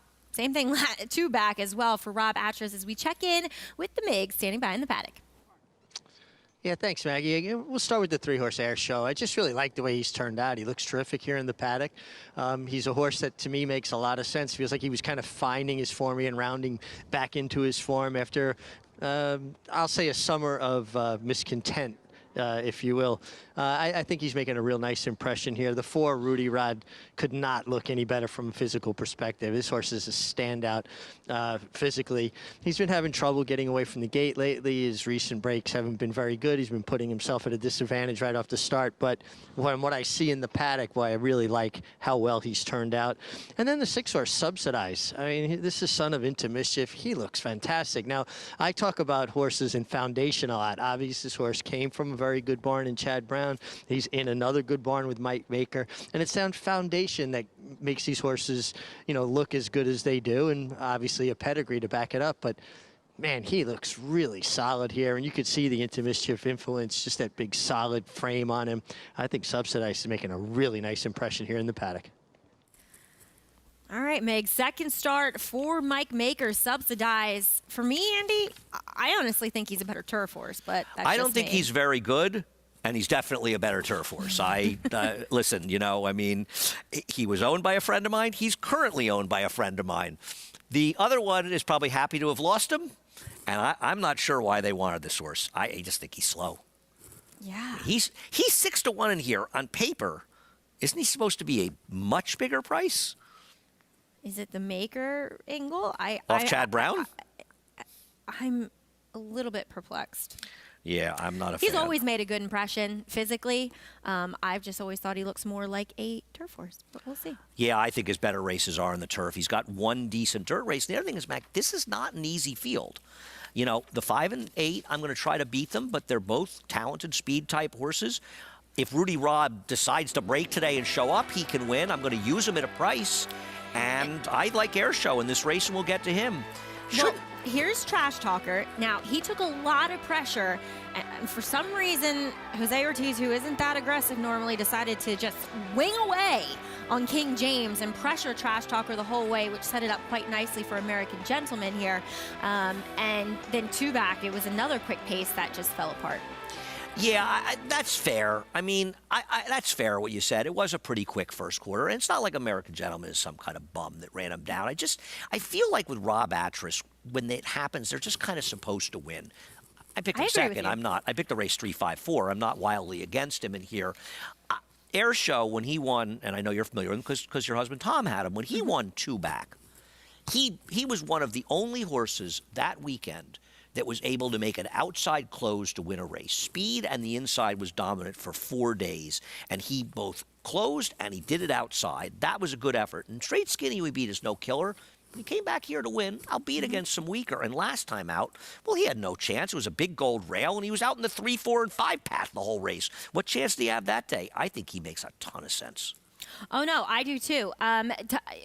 Just from my personal insight, and this is a horse that it's funny because the first time I saw him was actually at Oaklawn, and it was when Robertino Diodoro had him and ran him in that maiden 50 going long, and I thought he looked like a horse that could go long. So when Tom claimed him, look, he claimed him off of 3 consecutive, granted one was on the turf, he's not a turf horse, but 3 consecutive god-awful races. So Tom's like, well, what do I do with him? And I we discussed it, and he always looked like a horse that wanted to run long to me. So we ran him long. Granted, it's a 1-turn mile here, so that's a little bit, advantageous. He cuts back to the 6.5 here. But he's run well sprinting, Mag. No, he absolutely has. I'm not against him, but what I'm saying is we had to resurrect him. Oh, no question. You know what I mean? Are you kidding me? When you guys got him and he won, I couldn't believe I bet the second I couldn't believe he ran. His form was, it wasn't bad. It was disgusting. He had lost his last 3 races by over 60 lengths. He's a cool or almost horse. 60 lengths. But when he Mad runs, he's respect pretty for him. good. I know. We saw one more whirlwind ride, a Texas Basin coming off the long layoff. There he is, Air Show. Jonathan will like him because he is George Weaver's biggest fan and the connections. But where's his race good enough? That's good enough to win, and he's coming off a long layoff for a trainer with not great numbers off long layoffs. Air Show went by as number 4 is Rudy Rod. Little trouble in his last start from the gate. But he has trouble in all of his starts at the gates, and he didn't run at all last time. His race 2 back, though, was pretty good, and his race 3 back was good. So there are races good enough, but will he show up today? The speedy trash talker looking sharp on the racetrack. Yeah, and I'm not way against him, and he is supposed to be the controlling speed in this race. There's number 6, Subsidized. Second start for the Maker Barn. Well, good luck to him. I just don't think he's good enough. Yep. As number 7, Mass Marauder. He is coming out of a much lesser race, but first start for Rudy Rodriguez. I know Rudy's horses are running extremely well, but man, does this horse have to improve to be even competitive in this race. Yep. Color Me Potsy. He does have some speed at times. Yeah. He had the run of the race last time, and I know Handy had a good trip too, but he was supposed to win his last start. I'm sorry. That was going the 7, cuts back a half a furlong today as we check back in with JK. What do you think here, JK? Is it all about the speed? I'll tell you, I don't like Texas Basin, Andy, but even Austin thinks that's funny. I'm going to go with the 5 Trash Talker. Look, when a horse shows unbelievable pace figures and slows down, obviously, and doesn't win, I can give him some credit. Andy mentioned that he felt like he shouldn't have lost the last race against that group, and that's probably true to a certain extent. What I see is that he ran way too fast early. He's not going to have to run nearly as fast this time around. It's 3rd time in the Actress Barn. The first time with Rob, he didn't run particularly well. Then he made, in my opinion, the way that he ran with the final time and the pace figures, he ran much faster. I think he's going to be hard to beat in here, and I will never talk anyone off of a coming out of a bias play that Andy has with the 3 Air Show. I just don't think he's fast enough, and he's surely not going to move up off my man Tom Morley. I was thinking the claim from Tom Morley was what the main reason to like him. And Maggie said to me off the claim, how can this horse not improve getting away from my husband? She did not say that. I just want people to appreciate the moment. You guys were here when Jonathan did not pick a Randy Hill George Weaver horse. It's pretty tough to endorse Texas Basin. Even for Jonathan. No, yes. I agree. And I am just kidding. Texas Basin. I mean, he showed glimpses of being competitive here. He does return as a new gelding. Mig, what do you have for us? Well, I got to tell you, the trash talker who does make a lot of sense on paper, his warm-up won me over. God, he looks so good striding out under Kendrick Carmouche, really reaching over the ground. I agree with Jonathan. I think he's going to get a little bit softer on the lead this time, and that warm-up absolutely won me over. I'm going to stick to my guns about the 6 Subsidized. I think he's going to outrun his odds. I really like what I saw from this horse. Now, he's a good-looking horse, and again, with great foundation coming from good barns, but I just think there could be a move in here. I mean, if you go back to where he broke his maiden here at Aqueduct, that race would at least put him in the frame, and I think he's going to run to his best of his ability today. And the 8-horse Color Me Potsy. One of the things that Chris Engelhardt's horses always carry good weight. And gosh, this guy carried a lot of good weight and also made a nice impression on the racetrack. There he is, Color Me Potsy, the brawny boy, as we'll send it up to Chris Griffin with the call. All set.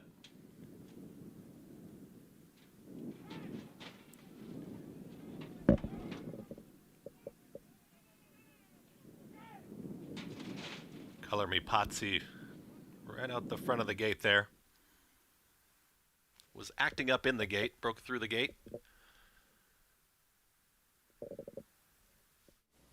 Well sat by Eric Cancel. Color Me Potsy reared straight up, busted the doors open out the front, has now been apprehended by the outrider. We will have a delay here, Andy.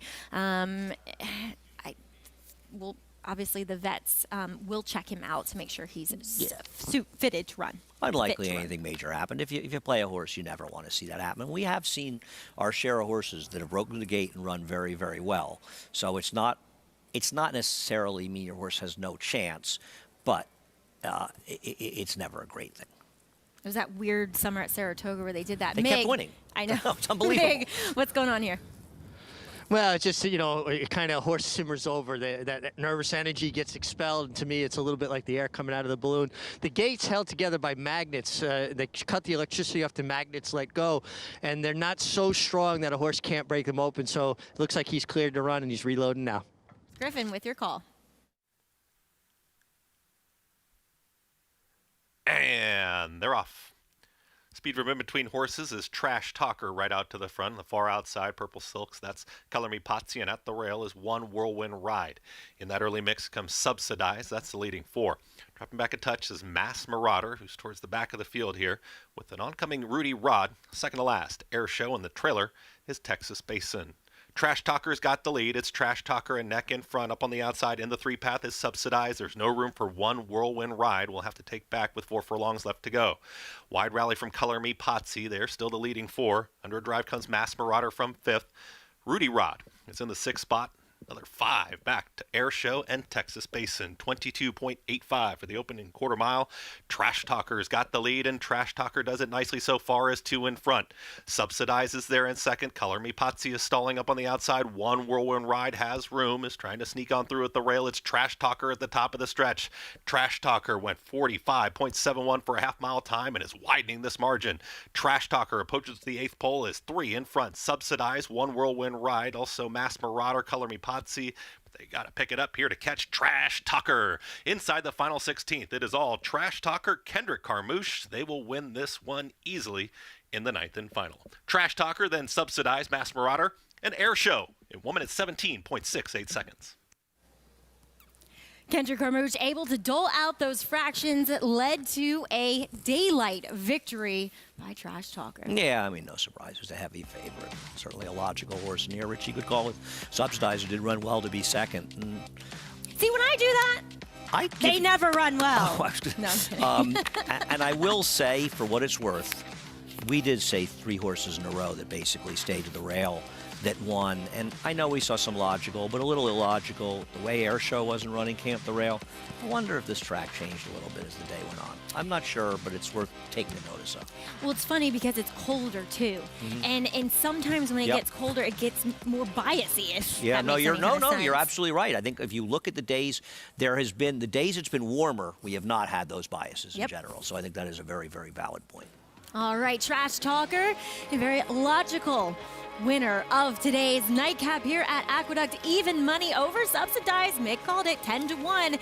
He rounds out the Exacta. Mass Marauder and Air Show round out the Superfecta. 5, 6, 7, 3. As we continue to recap a lot of the racing action from yesterday as the Dixie Belle Stakes. Happy Soul. She took a lot of money, and she made a splash in her 3-year-old debut with Hall of Famer John Velasquez aboard. More to come here on America's Day at the Races.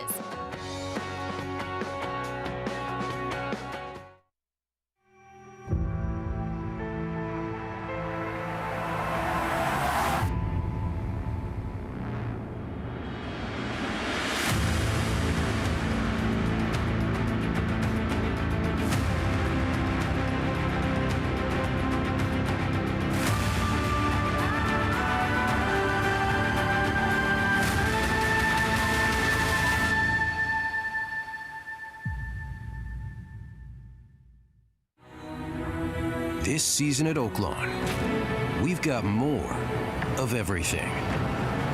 More of the top thoroughbreds in the world. More days of live racing. And the largest purses in our history. All at a completely reimagined Oaklawn. Come be a part of this historic season at Arkansas's only casino resort. Run Happy, the #1 second crop sire by graded stakes winners and earnings. Run Happy is represented by Smile Happy, the Kentucky Derby individual future pool favorite. A leading dirt sire and now with an exciting Kentucky Derby hopeful. Call Bernie Sams now and book your mare to Eclipse Champion Run Happy right now. Run Happy standing in stall 1 at Claiborne Farm. Racetrack Television Network brings you every race, from every track, on every screen, every day. With monthly packages starting as low as $5, RTN gives you great value and access to more live HD streaming and race replays than anyone. Visit RTN.tv today to sign up and watch on almost any device, including Roku and Amazon Fire. Use promo code TRYRTN for a 5-day free trial.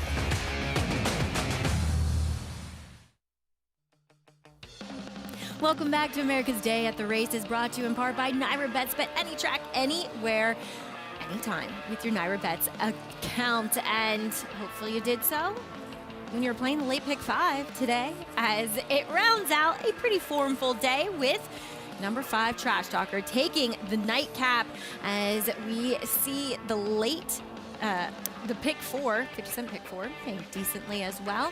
50 Cent pick 5 returns $731.75. Go ahead. No, the parlay. I mean, what's the parlay here? About $20, $70, $800. The parlay is about $1,600, and it paid $700. It's about $400. The parlay 50 cents, it paid $700.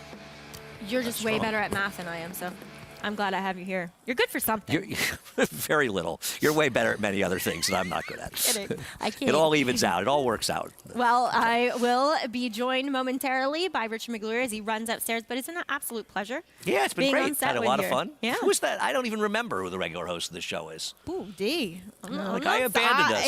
You better watch. She'll be back tomorrow. Yeah, well, No, but we'll Greg, see. To be fair, Greg deserves Greg's a great. day off for sure. He works really, really hard. As on the other side of this break, we will see what they were cooking down in New Orleans. That guy right there, he was cooking up a Derby horse in Epicenter. We'll have more on the Risen Star after this break.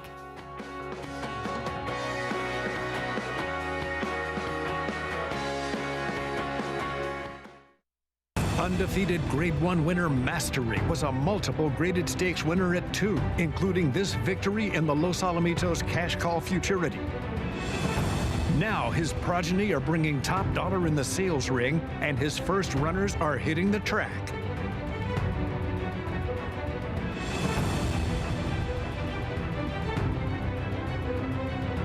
Mastery, standing at Claiborne Farm.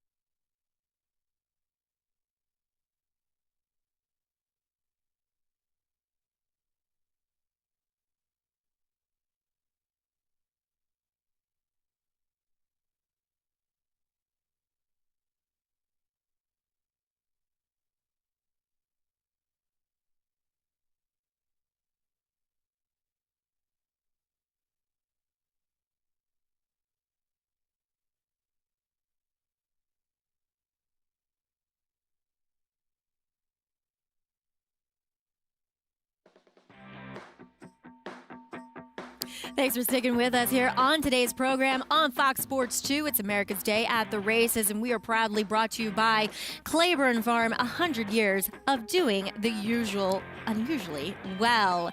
Well, we saw our first 50-point Derby prep. It was a Grade 2 Risen Star down at the fairgrounds in New Orleans. And Gary, what were your thoughts with the blowout performance by Epicenter, ridden by Joel Rosario? I was super impressed. I had to watch it again this morning, and I watched the break. He broke a little stagger step and got immediately back underneath Joel Rosario. I'll tell you who he reminded me that he was riding was Knicks Go. He rode him the same way as he rode Knicks Go when Knicks Go was at his best all year last year. Just floating along on the lead. He was staying out of his way, enjoying the ride, letting the colt do what he wanted to do. Picked him up just a tad at the head of the stretch, and the acceleration was immediate. And when you see horses win the way he won, he wasn't just letting him cruise through the wire. He actually stood up on him, and he knew the job was done, secured. And listen, I think it was the most impressive victory of any of the Derby preps that we've seen so far. The thing you got to keep in mind is the race surface at the fairgrounds is very similar to the race surface at Churchill Downs, and with that long stretch, he made it look short yesterday. He left everybody in his wake, and I thought it was super impressive. Joel Rosario just rode by me, looked at me, a big smile still on his face right now. Why not? He's riding another even money shot for Steve Asmussen, guys. Batty is coming up here in today's 7th race. Gary, thank you so much for your thoughts there. Couldn't agree more. And Epicenter earning a 98 Beyer speed figure for that effort yesterday. In the Risen Stars, I'm pleased to be joined by former champion jockey Richard Migliore. And Mig, you know, we saw the comebacks, or I should say the 3-year-old debuts of Zandon and Smile Happy, who went off as your favorite. What were your thoughts about their trips behind the blowout winner Epicenter?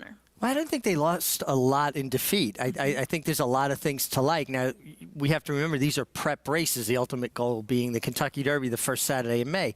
You love to see a horse like Epicenter win and win with something left. That's the best of both worlds. Not going to tear him down. It's going to build him up. But I thought Smile Happy ran a really good race, a closer that I think comported himself very well and could take a big step forward. And Zandon, he had the toughest trip of anybody. You know, the start he was compromised. He made a big run into a fairly paceless race. I was impressed with the winner, but I don't think the second and third runner lost anything in defeat. Did you think it was a somewhat lax ride on Smile Happy? You know, I think it spoke of a ride getting a horse started, that you're using it as a starting point. I would agree with you a building there. block, if you will. Yep. Well said. Back over at Oaklawn, as you heard Gary say, Joel Rosario aboard the even money favorite Macron, who was incredibly impressive with his last time out victory. As we check back in with Jonathan, are we trying to beat the 4-5 shot here, JK, or are we sticking with him? I mean, I love the horse. I've bet the horse in the last 2 starts at Oaklawn, so basically I lost money and then I got my money back. I don't like inside draws for speed types at Oaklawn. I feel like you have to hustle away from there. You're going to get pressure from the outside, so then you have to run harder to hold that position because Joel's not going to take back with this horse and then sit in behind horses, get stuck in the pocket. I think he's going to have to run too hard. So I'm obviously a card-carrying fan club member, but I'm going to have to pass on this one. I'm going to go with the 11 towards the outside, Heart Rhythm. It's a horse I thought ran well last time. Got a nice speed figure. He's drawn towards the outside. I believe in outside draws at Oaklawn Park, and that's why I believe in the 11, Heart Rhythm. He ran well last time out, JK, behind Chip Off the Old Block. As just want to make note with Macron, he looks as though he's listed as a new gelding. He is not. He has run as a gelding in his last 2 starts, where Steve Asmussen has said it's led to a more straightforward, faster horse. Sometimes they just need to get focused, and sometimes gelding them gives them that. Sometimes they do it for mental reasons. Sometimes they do it for physical reasons. Steve says he's more focused. I'll go with that. 1 out. That's JK's pick in here. Heart Rhythm. We'll see what he can do. If he can run a bit better than his last start. It was a good one, though, as Giovanni Franco aboard. Vic Stauffer has your call. Race 7 from Oaklawn. They're off. Macron broke slowly. Absolute Chaos, Heart Rhythm, and Upstriker have speed, edge to edge, and One Fast Cat. Then comes Joe Frazier, Nuclear Option, and Shackelford's Joy. To the outside, Silver Moon Road. Macron is second to last early. The trailer is Supremacy. Up the backstretch with Absolute Chaos and Upstriker 1-2. Heart Rhythm 3 deep in third and less than a length from the front. Edge to Edge is moving nicely at the rail fourth. One Fast Cat and Joe Frazier right alongside him. 2 lengths now further back to Silver Moon Road. Then Nuclear Option. He's got 5 legs to make up. Macron's alongside him. 4 back to Supremacy. Shackelford's Joy is the trailer. Absolute Chaos is the leader. Absolute Chaos from Heart Rhythm to the outside. Upstriker's third at the rail. Top of the stretch. Now Macron has moved to the center of the track, and he's moving up. Absolute Chaos and Heart Rhythm. Heart Rhythm half ahead in front. Macron is now closing in the center of the racetrack, and look at him come after Heart Rhythm. Macron is outside. Heart Rhythm is inside. It's down to these two, and it's going to be a good one. Macron, Heart Rhythm to the wire. Heart Rhythm trying to turn him away. Heart Rhythm, Macron, Heart Rhythm. First training victory for Tricia Vance Duckman. Heart Rhythm beat Macron. Maybe Supremacy for third. Congratulations, Trish Vance, excuse me, now she's Trish Duncan. But JK called it, and we saw Heart Rhythm break like that. And you know that's always a good sign. When a horse breaks sharp, it's usually indicative of that they're just sharp and they put themselves in the game. And Macron didn't break very sharply. Looked like he had dead aim turning for home. Did have to overcome a bit of a wide trip. But give all the credit to the winner, Heart Rhythm, under Giovanni Franco, who dug in and would not be passed. Giovanni Franco, a very strong finisher. Joel Rosario, one of the strongest finishers in the game. Giovanni Franco looked certainly up to the task. And Joel looked poised to run him down. But, you know, sometimes, yes, I'm sure the gelding helped, but Macron is a son of Tappet who looks like Tappet. And for whatever reason, or excuse me, he's the son of Frosted, so he's a grandson of Tappet. For whatever reason, when they look like that, they're a little bit on the disingenuous side. Well, and sometimes you see horses, they like to run to horses. They don't necessarily like to run past horses. They kind of marry them, and he seemed very content to run alongside the winner, but the winner was very game. He was. Heart Rhythm gets the upset here. Trish Vance, Giovanni Franco aboard, as we will check in, though, with Happy Soul. She looked happy yesterday in winning the Dixie Belle Stakes. More on her and more racing from Oaklawn on the other side of this break on America's Day at the Races.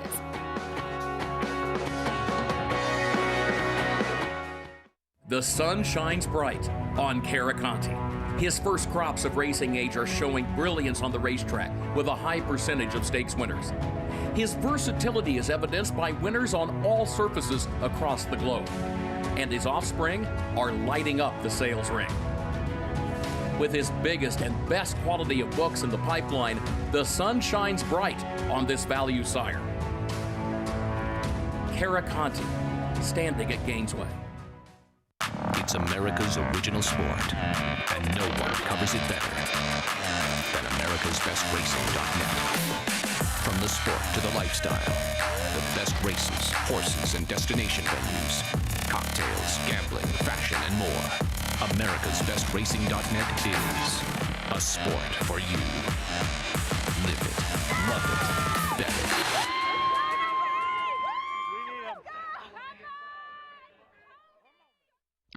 Anybody going? 70, 50, 75, 850, 75, 175, 175, 150, 175. Ralph, 850,000. Thank you. Volatil in front by 2. Whitmore is down at the rail. Firenze Fire and Mind Control. It's Volatil in front as they pass the 16th pole. Volatil victorious in the Vanderbilt. 1 by 2 lengths. 850,000. Thank you. No sport in the world brings the wins home like racing. It's one-of-a-kind, high-speed, high-stakes action, and Naira Bets takes you there. Place your bets and watch the races live from anywhere. With Naira Bets, make easy, secure deposits and promotions every day to earn reward points or cash.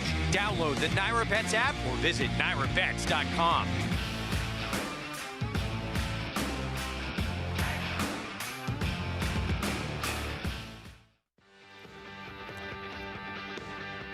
Welcome back to our program here on Fox Sports 2. We are proudly brought to you by Run Happy. Champion sprinter raced medication-free and now stands proudly in stall number 1 at Claiborne Farm and looks to have some derby or a derby contender this year. And his second crop doing very, very well, but it was all about Heart Rhythm from the outside post today. Mig, he got the better of the post-time favorite Macron down to the wire. Yeah, worked out a perfect trip, broke sharply from the outside. Jonathan talked about the outside post being an advantage. He got in the race the right way. Giovanni Franco was very patient. He allowed the 2 speed horses inside him to come back to him as opposed to engaging them. Once they fell away, had enough horse left to hold off your favorite Macron. Bit of a change in tactics coming from further back today after not breaking completely sharp, but he had dead aim and could not get by a very game Heart Rhythm at $16. Wow, well done, JK, calling Heart Rhythm as his selection at 7-1. And Mig, I'm still not totally sure if this is Trish Vance's first win as a trainer or first win now as Trish Duncan. We'll find out more, though. Well, that's a very famous name in racing, the Vance name. Dave Vance, trainer, won thousands of races. Exactly. So I guess to answer our questions, we look forward to today's featured 8th race. Gary Stevens is now joined with Trisha Duncan. I'm about to explode. Trisha, what'd you just say? You're about to... I'm about to explode. I was going to ask you, horse's name is Heart Rhythm. How's your heart going right now? 100 miles an hour. Listen, it's your first win listed as a trainer, but you've been in this game all of your life. Your dad, David Vance, and you've been behind the scenes, but you're really forward with the scenes. Tell me about this horse since you guys claimed him. We claimed him at Churchill, and we only ran him twice and had a second and a win. How is he around the barn, Tricia?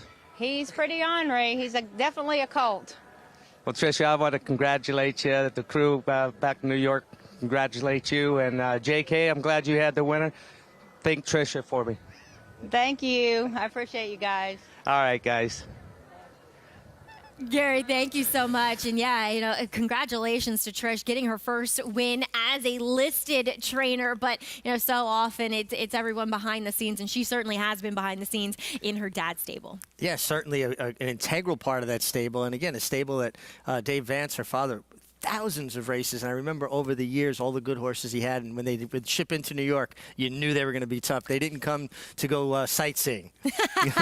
No visiting the Empire State Building or anything like that. They were here to run on the racetrack, as we do have that good optional allowance coming up. But it was all about the 3-year-old girls yesterday at Oaklawn in the Dixie Belle, as we saw those 3 stakes winners, including 2 of the 3 greatest stakes winners, Pretty Birdie, Wicked Halo, and Happy Soul coming back. But it was all about Happy Soul. Vic, there was a lot of question. Was she going to come back and be as good? Did she beat anybody when she was winning those races? Boy, she answered those questions emphatically yesterday. Oh, absolutely. I loved everything about this victory. Eased up on the inside. She's a filly that possesses so much natural speed, Maggie, but you look at it from a physical perspective, and you feel like she'll go a lot further. She's got size to her, scope. She's got a big, long stride. She waits on the rider's cues. She's not a horse that runs through the bridle. I've seen a lot of these Run Happies that just give you the impression they're going to appreciate even as the distances get further. Yeah, we'll see. She was working quite quickly as well on the turf at Palm Meadows prior to this start. So can she turf? We'll see what the plans are with Wesley Ward. Always a trainer that keeps you guessing, but a guy that has worked closely with Wesley Ward, Gary Stevens. Gary, what were your thoughts about Happy Soul, and do you have any insight on where we may see her next? I have no idea where we're going to see her next. Knowing Wesley, he's getting her ready for a race at Royal Ascot. He loves going over there, so I wouldn't be surprised. She's been working on turf. They'd taken her out to California, getting her ready for a race. Wesley was serving a suspension, and his last day of his suspension was the day he was meant to enter at Santa Anita, and they would not let him enter, so he had to regroup. He came here. She's back, and what a race she ran. She had to face some adversity. Pretty Birdie actually ducked in at the start or was steered in and caused 4 horses to steady very, very hard, and she was one of them. And Johnny Velasquez was not in a good spot early on in the race, and she had to do some things she hadn't done in the past, and that's come from off of the pace, which she did with aplomb. Coming off the turn, you could tell that Johnny had a lot of horse, and when he squeezed her a little bit, she won with the ears flickering back and forth. It'll be interesting to see if they put the blinkers back on her. Johnny was talking about that she was still looking around quite a little bit coming through the lane, but she really won easily considering the trip that she got yesterday, guys. That was super impressive. Yeah, and to just overcome, like you said, Gary, that the layoff, not to mention, and just the adversity that she faced in the race. And we were talking, she looks as though she's grown quite a bit and gotten a lot longer. A lot longer, a lot leggier. And, you know, you learn more about horses when things don't go perfectly. So she showed that ability to overcome some adversity, to do it with a little bit of a different style. And this gives you a lot of confidence going forward that she can handle any kind of situation that's thrown at her. I was very, very impressed. Yeah, we'll see what the future holds for the daughter of Run Happy, Happy Soul, but more on the Saudi Cup, in which we will be bringing you here on FS2. Well, we'll see the returning champ, Mishrif. It's all about the M's, too. He'll be tackling Marsh Lorraine, the Breeders' Cup Distaff winner from this past fall, as well as 2 newly turned 4-year-olds, Midnight Bourbon and Mandaloon. They're pretty familiar with each other. More on that here on America's Day at the Races. Harris Farms, proudly standing Smiling Tiger, a triple grade 1 winner, defeating Breeders' Cup champions Dancing in Silks and Amazombie, a leading California sire with over $9.7 million in progeny earnings, with 94 winners in 2021 and graded stakes superstars like Spice Perfection. Spice Perfection wins the Grade 1 La Brea. And Tiger Dad. Smiling Tiger, a leading California sire, standing at Harris Farms. It pays to be Cal bred.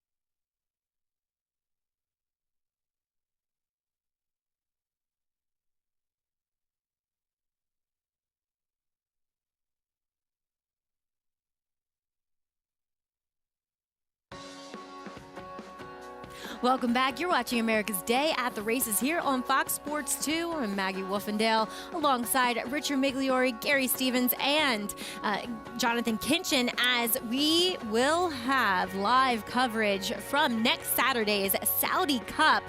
It is now a Grade 1, and as always, the coverage brought to you by Run Happy.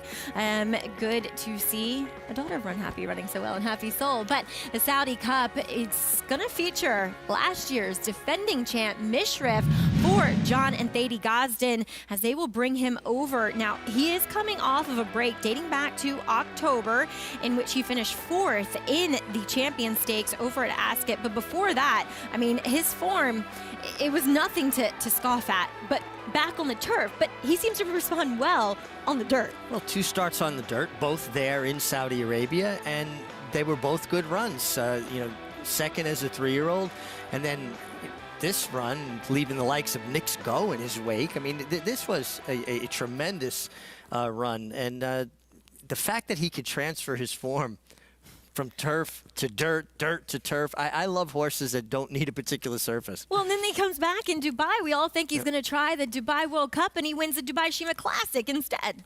Incredible. You know, you think about horses like John Henry years ago, who could win the Jockey Club Gold Cup at, a Grade 1 on dirt, and then win the Turf Classic, a Grade 1 on turf. So it's just remarkable when a horse doesn't need it, and it speaks of their athleticism, their ability to get over ground. Well, he has been training forwardly for this effort over in Newmarket on Warren Hill, as he was supposed to ship in there today, I believe, from England, from their base, as Marsh Lorraine. She's going to try to tackle the boys here. It's something that she's not necessarily unfamiliar with, though she hasn't yet to do it at a high level. But she did win our Breeders' Cup Distaff and a huge upset performance. And honestly, Meg, you could comment that the pace completely collapsed. She was right up on it. She middle moved. She middle moved into a blistering pace and then kind of idled there and then found a little bit more. She made two distinct kind of runs. So if she has kind of a more continuity, making one steady run as opposed to two distinct moves, that's going to help her cause. Now, she's going to have to improve because obviously I think she's facing tougher. But, I don't think people should write off her Breeders' Cup Distaff as just that it was pace-aided. She moved into the teeth of that pace. No, that was really a huge performance and a coming out party, and what a weekend that the Japanese contingency had here in the States. And we'll see, how does she adapt to the one turn? Obviously it was a thorn in the side of Next Go last year, where they ultimately decided vehemently that he was not a one-turn horse whatsoever. He ran best around 2 turns. So I think it's an interesting conversation to see, which horses prefer it. One thing about the Japanese horsemen and horse people, trainers, they don't leave any stone unturned. So if they're pointing for this race, realizing it's around 1 turn, I guarantee you she's been trained continually around 1 turn, making sure that she's ready. Their preparation is always meticulous. That it is. As some other American horses that will be arriving, or have already arrived, actually. Mandaloun, I saw the footage of Dustin Dugas, Brad Cox's assistant trainer, back out in Saudi, bringing Mandaloun off of the van. And him and Midnight Bourbon, they have been foes throughout from early on in their 3-year-old campaign, and they reunited this rivalry back in Louisiana in late January. They've got to be very familiar with each other at this point. They seem, continually meeting up around the country in different venues. Mandaloun got the best of Midnight Bourbon here. Think about Steve Asmussen, trainer of Midnight Bourbon. He made some pretty big statements for Steve after this race, that he feels like Midnight Bourbon's on the cusp of really coming into his own. And you think about Gunrunner as a 4-year-old and what he was able to do. And Steve's not a guy to talk to hear himself talk. So I think Midnight Bourbon could have a big move forward in him, but he's going to need to show it. He's starting to pile up those seconds as compared to wins, 2 wins now, as compared to 6 seconds. He's going to have to step forward, but listening to Steve talk, you feel like he could take a big step forward. Well, remember, he's always been a big mental project as well. Remember him running loose in the week before the Derby? Yes. He's always been a little bit of a tough horse to get to mentally focus, and that's promising that Steve said that. And 2, we'll see what other horses show up in here, but as far as the horses that have legitimate talent, he looks as though he could be the controlling speed in here. He really could be. And, Joel Rosario on a controlling speed, he's very, very tough to get by. Listen, Mandaloun, I love what I saw from him, too. He was, among the upper echelon of 3-year-olds last year. And now if he took that little step forward from 3 to 4, it's a very exciting prospect. It is, and we will bring all of the action for you this coming Saturday morning here on FS2. Make sure you tuned in to catch the now Grade 1 $20 million Saudi Cup. Back at Oaklawn, we do have the feature to bring you, and there are 7 horses in this field, Meg. 6 of them are stakes winners. Yeah, I mean, this is just a terrific allowance race. This could be a stake. And, you know, it's interesting, a distance like 5.5. Now, I know it's only 110 yards shorter than 6 furlongs, but it's a very specialized kind of thing. And some horses just really excel at it. And obviously, the 7, Hollis, is taking all the money. He's 4 for 7 with 3 seconds at this distance on the dirt. That's an incredible record, as his trainer, John Ortiz, said that they refer to him in the barn as Hollywood. Because he is such a superstar. And that last time he was drawn on the inside, he just never looked comfortable. You could see it in the running of that race. Head kind of up, kind of cocked to the side, just never looked comfortable. And Johnny said he would love to see him just from the outside, always moving forward. And he should get that opportunity. We saw the outside posts work so well in the last race, and that was a bigger field. And again, the horse being kind of specialized at this distance, I really think that plays a big factor in this. Now, it's not as if, though, this race is devoid of early speed. Number 2, County Final for Steve Asmussen. He has some speed, too. And he's another one specialized at the distance. 3 starts at 5.5 furlongs, 2 wins and a second, and, you know, top-notch connections. Hall of Fame conditioner in Steve Asmussen, and a future Hall of Fame jockey in Joel Rosario. This year's champion jockey to boot. Now, last time he broke a bit slow from that inside post position, Meg, and it was just like he rushed up after that, and he just was disinterested by the time they hit the turn. Well, when you rush up like that after breaking slowly, particularly with a fraction like 21 and 3, you're basically dumping all your oxygen in the first quarter of a mile, and there's just nothing left. Think about a horse's oxygen like a fuel gauge. You can't use all that gas up in the first furlong or first 2 furlongs and expect to have anything to finish with. Yeah, especially with these sprinters. As we kick off a post parade here with number 1, no shirt, no shoes. Will it be a problem? I think he'll get service, but he's going to have to step forward to handle some of these in here. He did beat some nice horses last time out. There is the Gray County Final. Top-notch connections and a horse that's proficient at the distance. Number 3 is Background. Rocco Bowen in town to ride for Michael Puich. A hard-knocking, consistent type who shows up and should be lurking right in behind the pace. He won the Grade 3 Longacres Mile last time out as Chip Off the Old Block. We saw him win on this program. He's a cool old dude. He is a cool dude. Gets John Court, the ageless wonder John Court. Mojo Man is number 5. A horse that has only started once at the 5.5 furlong distance, was 3rd. Another horse should get more of a stalking kind of trip.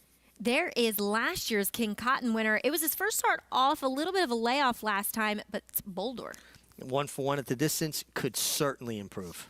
We'll see on a fast track, though. Number 7, Hollis. He's your even money favorite. I think he's going to be very, very tough to beat at a short price. And every time I hear Hollis, I'm thinking of coming back from the New York Ranger games on the Hollis on the Long Island Railroad. Next station, Hollis. I just noticed on Ricardo Santana. I know we don't have necessarily control over the cameras at Oaklawn.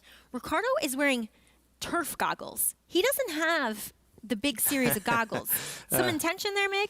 Well, it kind of tells you that he believes he's going to be forwardly placed and being out in the clear. He's not going to be getting kickbacks. For people out there that don't know, it's a great pickup by you, by the way, the observation.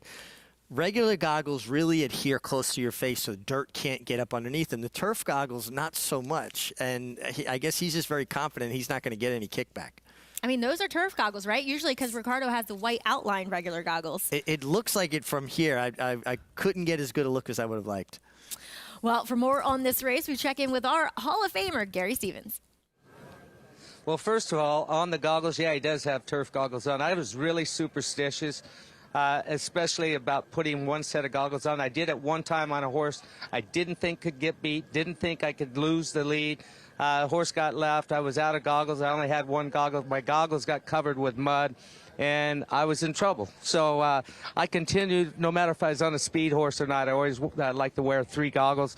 I'm going to talk about the 3 horse a little bit, give you guys a little bit of background on the horse background. Mike Puich, his trainer. Mike and I traveled to California together in 1984, when I first started my career in California. And Mike is Northwest guy. He's from Seattle, Renton, Washington, where the old Longacres race course was. Longacres Mile, the people from the Northwest, it means to them what the Kentucky Derby means to all of us. Mike's dream was to win the Kentucky Derby. And Background did that for him last year, and that was his dream come true. And Rocco Bowen was aboard that horse, all Northwest connections. Giddy Up Stables, Bob Rondo, legendary sports commentator for the Huskies up in Seattle, University of Washington. Those are the connections there, and it's pretty interesting.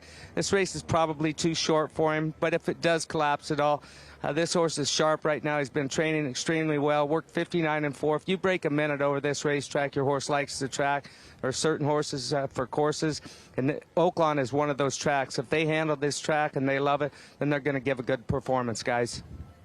Gary, thank you. Great background information. His background is 3 for 9 over the Oaklawn Strip.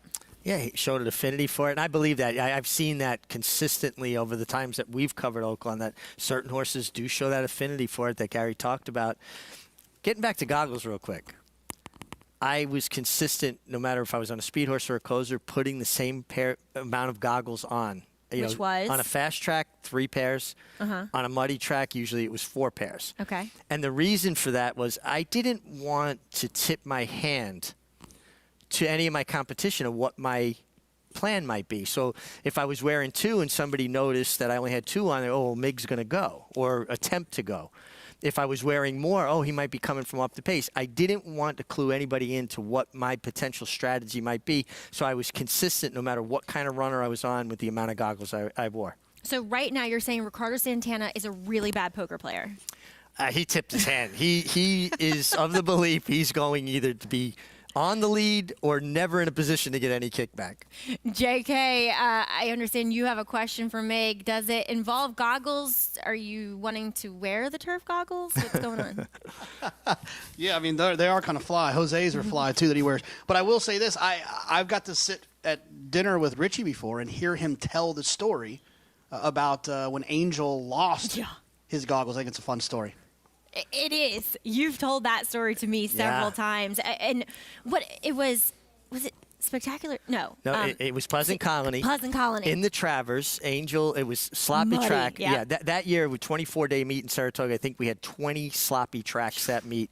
And you couldn't keep enough goggles on, and he was a closer that ran with his head down low, so you didn't even have a place to really hide. Mm-hmm. Angel wore 10 pairs of goggles. He walked out of the room. He looked like the human fly. There were so many goggles stacked up.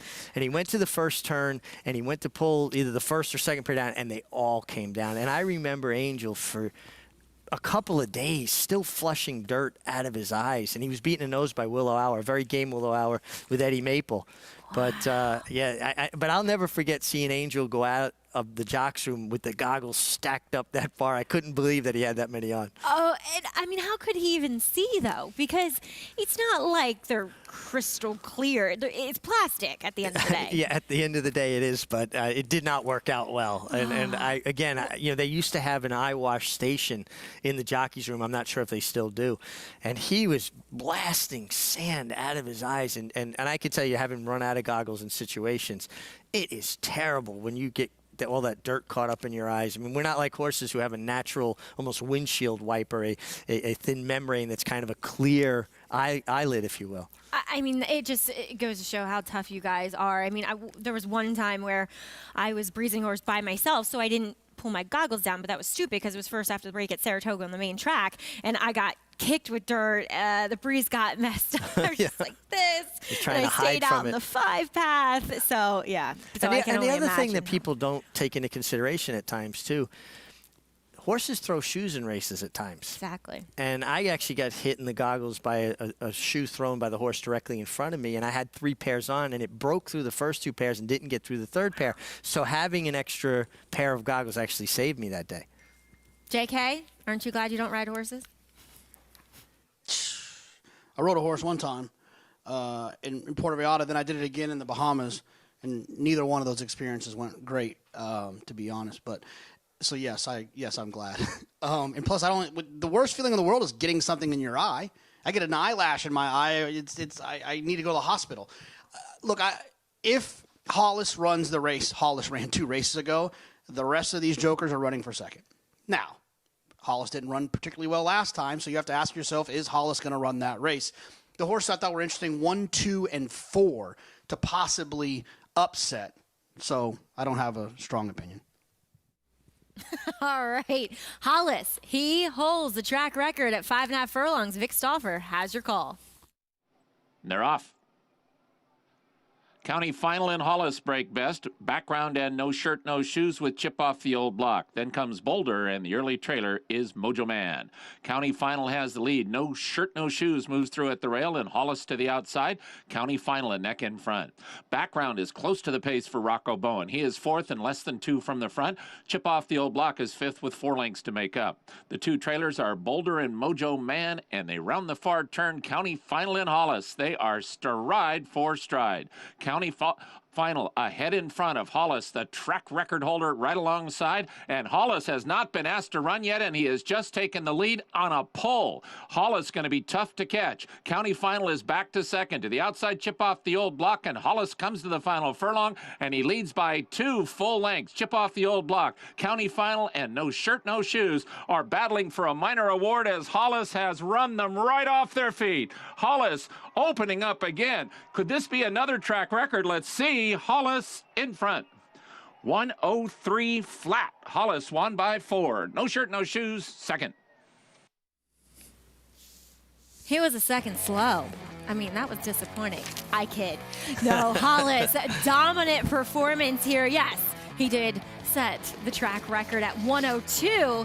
He runs 1:03 flat today, but he could have not done this in easier fashion. So he's just traveling like a winner every step of the way. You could see Ricardo Santana was motionless as they got past the quarter pole, set him down between the 3/16 pole and the 8th pole, and the race was over in a twinkling. And as far as goggles, Ricardo said, I don't need no stinking goggles. Nope, he said, I got the outside post. I'm on the fastest horse. That is confidence. I mean, that's just confidence from the time he stepped out of the jocks room today wearing turf goggles in a dirt race. Well, I always say, good riders, all athletes need a certain amount of swagger.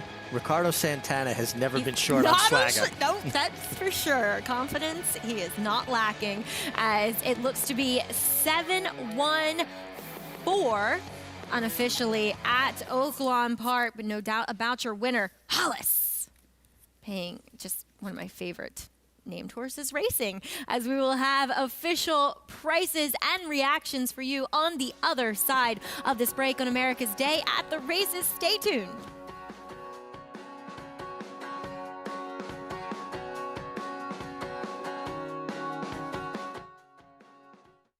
Start spreading the news. If you're looking to win in New York, then breed in New York. To War Dancer, the millionaire son of Warfront, and New York's #1 sire of 3-year-olds. Breed to a proven performer, the #1 second crop sire at the Saratoga meet with multiple winners at Belmont and Aqueduct. Earn double the New York Breeders' Awards and participate in the New York Stallion Series with $2 million in purses. War Dancer, proud to stand in New York. Visit wardancerstud.com.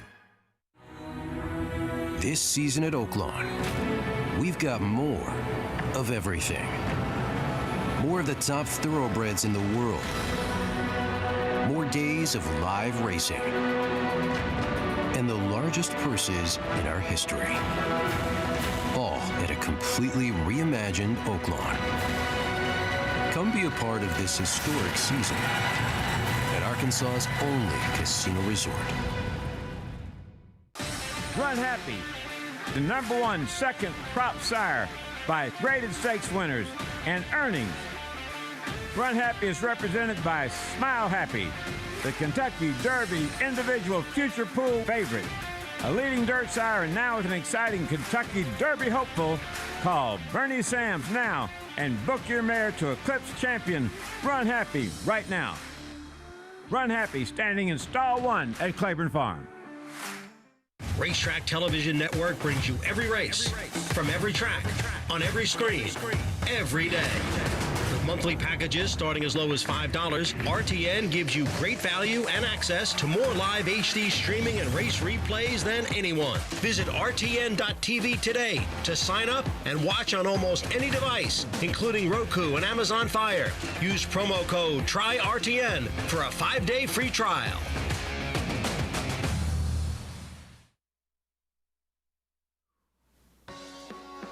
Welcome back. You're watching America's Day at the Races here on Fox Sports 2. We just saw a dominant performance out in Hot Springs at Oaklawn Park. Hollis, he was even money, and he made it look like that was an overlay as he powered down the stretch under a confident Ricardo Santana, and everyone just battling for the minors here as no, he did not equal or set a new track record, as he does own the 102 record at 5.5 furlongs. He did run 103 flat, though, here today, and we will check in with his pilot, Ricardo Santana, as he's standing by in the winner's circle with Gary Stevens. All right, so the goggles. We got to ask you about the turf goggles, Ricardo. Jonathan Kitchen says that you've got fly. Meg says that you've got swag. You got turf goggles on, one set of goggles. How confident were you? Well, he's a nice horse, Mr. Gary. Last night he stumbled in a break. He tried to brace so fast that he stumbled in a break, and that cost us the race. And then we broke the whole one. He's not a far horse. And I told my valet today, I said, hey, you know what? I don't think we need a goggles today. And I said, you know what? Oh, yeah, I got one for a turf. I said, I'm going to use it, you know. And then match is blue. Got helmet cover blue. My seal's blue. So I have a lot of confidence in the horse today. You know, he's a nice horse, and I think the horse got a great future.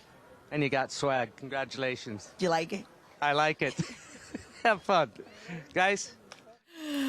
Ricardo, I mean, he'd be giving Jonathan a run for his money with the coordination and the fashion. I tell you what, he made a fashion statement, and Hollis made another statement going 5.5 furlongs, winning off as much the best. I think that's hysterical. One thing about it, Ricardo's having fun. Yeah, that he is, as we are going to take a look at Hollis, even money, 714 unofficially, as that will do it for live racing here on today's program. But we still have live racing to bring you tomorrow. And here at Aqueduct, the feature is the Maddie May Stakes, $100,000 on the line for the 3-year-old fillies going a mile. And Yo Cuz, she broke her maiden, winning a $500,000 New York Stallion Series race. And this is her. She showed a vast amount of improvement, including speed. Well, she just learned so much from her first start, where she didn't break particularly well. She was green, but then she did show run. And she finished that day with interest. This time she broke sharply. She set herself up in a good position. Nice to break your maiden in a $500,000 race. Congratulations to Dreammaker Racing, Tom Gallo. I think this race came up a little tougher than what she was facing last time, though. Well, yes. I mean, I do think Morning Matcha is a distinguished rival, and she ran second going back to Open Company in the Busanda. So, and she was taken out of her game the way the track was playing. She did ride a track that was favorable to inside early speed. So we'll see. Yo Cuz coming back, though. She's taken money, though, in both of her two efforts so far. Well, you can see she's a beautiful, lovely, moving filly. Got a lot of size and scope to her. She gets a great post, too, for the stretch out to the mile. You know, that long run down the backstretch. She should get in a great rhythm. Jose Ortiz coming up to ride her, so obviously he thinks a lot of her. I don't think there's racing on Gulfstream, and his family's here. Okay. Well, I gave him more credit than I should have. I think. I'm like 99% that's true. But Stone Creator will be carrying Kendrick Carmouche in the irons, much as she did in her debut, winning by 5 lengths here, Mig. She was highly regarded in this debut. She's a daughter of Creative Cause, out of a family that includes Boston Stones. Yeah, I mean, she's got a pedigree. She was impressive on debut. She took money, so she had tipped her hand in the morning. And she was very professional. I mean, it's one thing to know a horse can run and see them work well in the morning. There's a lot of different things they have to handle in the afternoon, so she showed the mental capacity to handle everything thrown at her as well. I thought Stone Creator is the horse to beat. I do think from the inside she's going to have to use her speed, and Yeah. they're going to have to catch her. But Kendrick Carmouche, she's pretty good at that. Yeah, he is. As she did win at a distance that is a bit challenging for debuters to get the victory over at 7/8 natural progression out to a mile tomorrow. As Sandy's Garden, she's a little bit more battle tested, especially in these stakes. She has yet to win one, but she has been stakes place, including 2 back in the Franklin Square, where she did take some pace pressure early on. Sterling Silver, a filly that is pointed to the Busher in her next start. She beat her this day. Yeah, I just wonder if she's going to compete, though. She ran over the weekend, right, at Laurel. That'd be a real quick turnaround. This is true. You know, I just would be surprised to see her run back so quickly. Little surprising, though, that she showed up there against Open Company when she had this race coming up at her disposal. Yeah, you would think that maybe they thought shorter is better, but as you said, likely not to run tomorrow. As we also saw some New York breds strutting their stuff, one in particular yesterday in the Holly Hughes. As what do you think now? He is the up-and-comer in this division. My boy Tate, the venerable 8-year-old veteran, he was looking for his 3rd win in this Holly Hughes. It would not come to fruition yesterday. No, what do you think now? I mean, wow, is he impressive? You know, and that was a perfect example, Maggie, of it's not how fast you're going, it's how you're going fast. He was in front, and he just looked as comfortable as a horse could look. When he was set down, he just kept finding. My boy Tate ran well. He just ran into a buzzsaw. And what do you think now? Trevor McCarthy's 3rd win of the day. And last horse, I think, to win 3 Holly Hughes, maybe the only horse of Barry Schwartz's Papua. Wow. Won 3 Holly Hughes, trained by Michael Hushin. I rode him in 2 of those 3 Holly Hughes victories. Mike Leslie rode him in the other one. Cool. That's great history. As what do you think now? He repeats that 104 buyer that he ran last time against Open Company, and he is just a tank of an animal. He is so good looking. I love him. He is a tank. You could just So see. pretty though too. He's got the most perfect face. And how broad he is, yeah. his shoulders. I mean, he's a solid horse all the way through. And but he's really hit a good form cycle. You see that with Rudy too. When his horses hit a form cycle, they tend to hold it for a while. I totally agree with you, and he is doing just that, getting his first victory in yesterday's Holly Hughes, and you would have to think a lot more stakes in his future, possibly the Grade 1 Carter over Wood Memorial Weekend. You got to think they're thinking Open Company, because the way he's run his last 2 starts, he certainly has earned his right to try tougher. Yeah, looking forward to what the future holds for him. Mig, great job today. When's the next time we'll see you? I will be back Friday. All right, So, great. And don't forget, we do have that Grade 1 $20 million Saudi Cup coverage on Saturday, 8 to 1 p.m. So early risers, get your cup of coffee, tune in, FS2, and you can watch the Saudi Cup where Mishrif looks to defend his title. He'll take on some talented 4-year-olds from the state, Midnight Bourbon and Mandaloun. Marsh Lorraine, she is going to be the mare taking on the boys after her big win in the Breeders' Cup Distaff. We want to thank you guys for joining us here on the program today. Our next show will be tomorrow, 3 to 6 p.m. Make sure you check your local listings. Whistling Bird pulling off the upset in the feature here at the Big A, 10-1 upset, in fact, for trainer Chris Englehart. Eric Cancel gets a multiple win day as the ever-confident and well-coordinated Ricardo Santana guides Hollis to another 5.5 furlong victory in the feature at Oaklawn. Have a good night, everyone.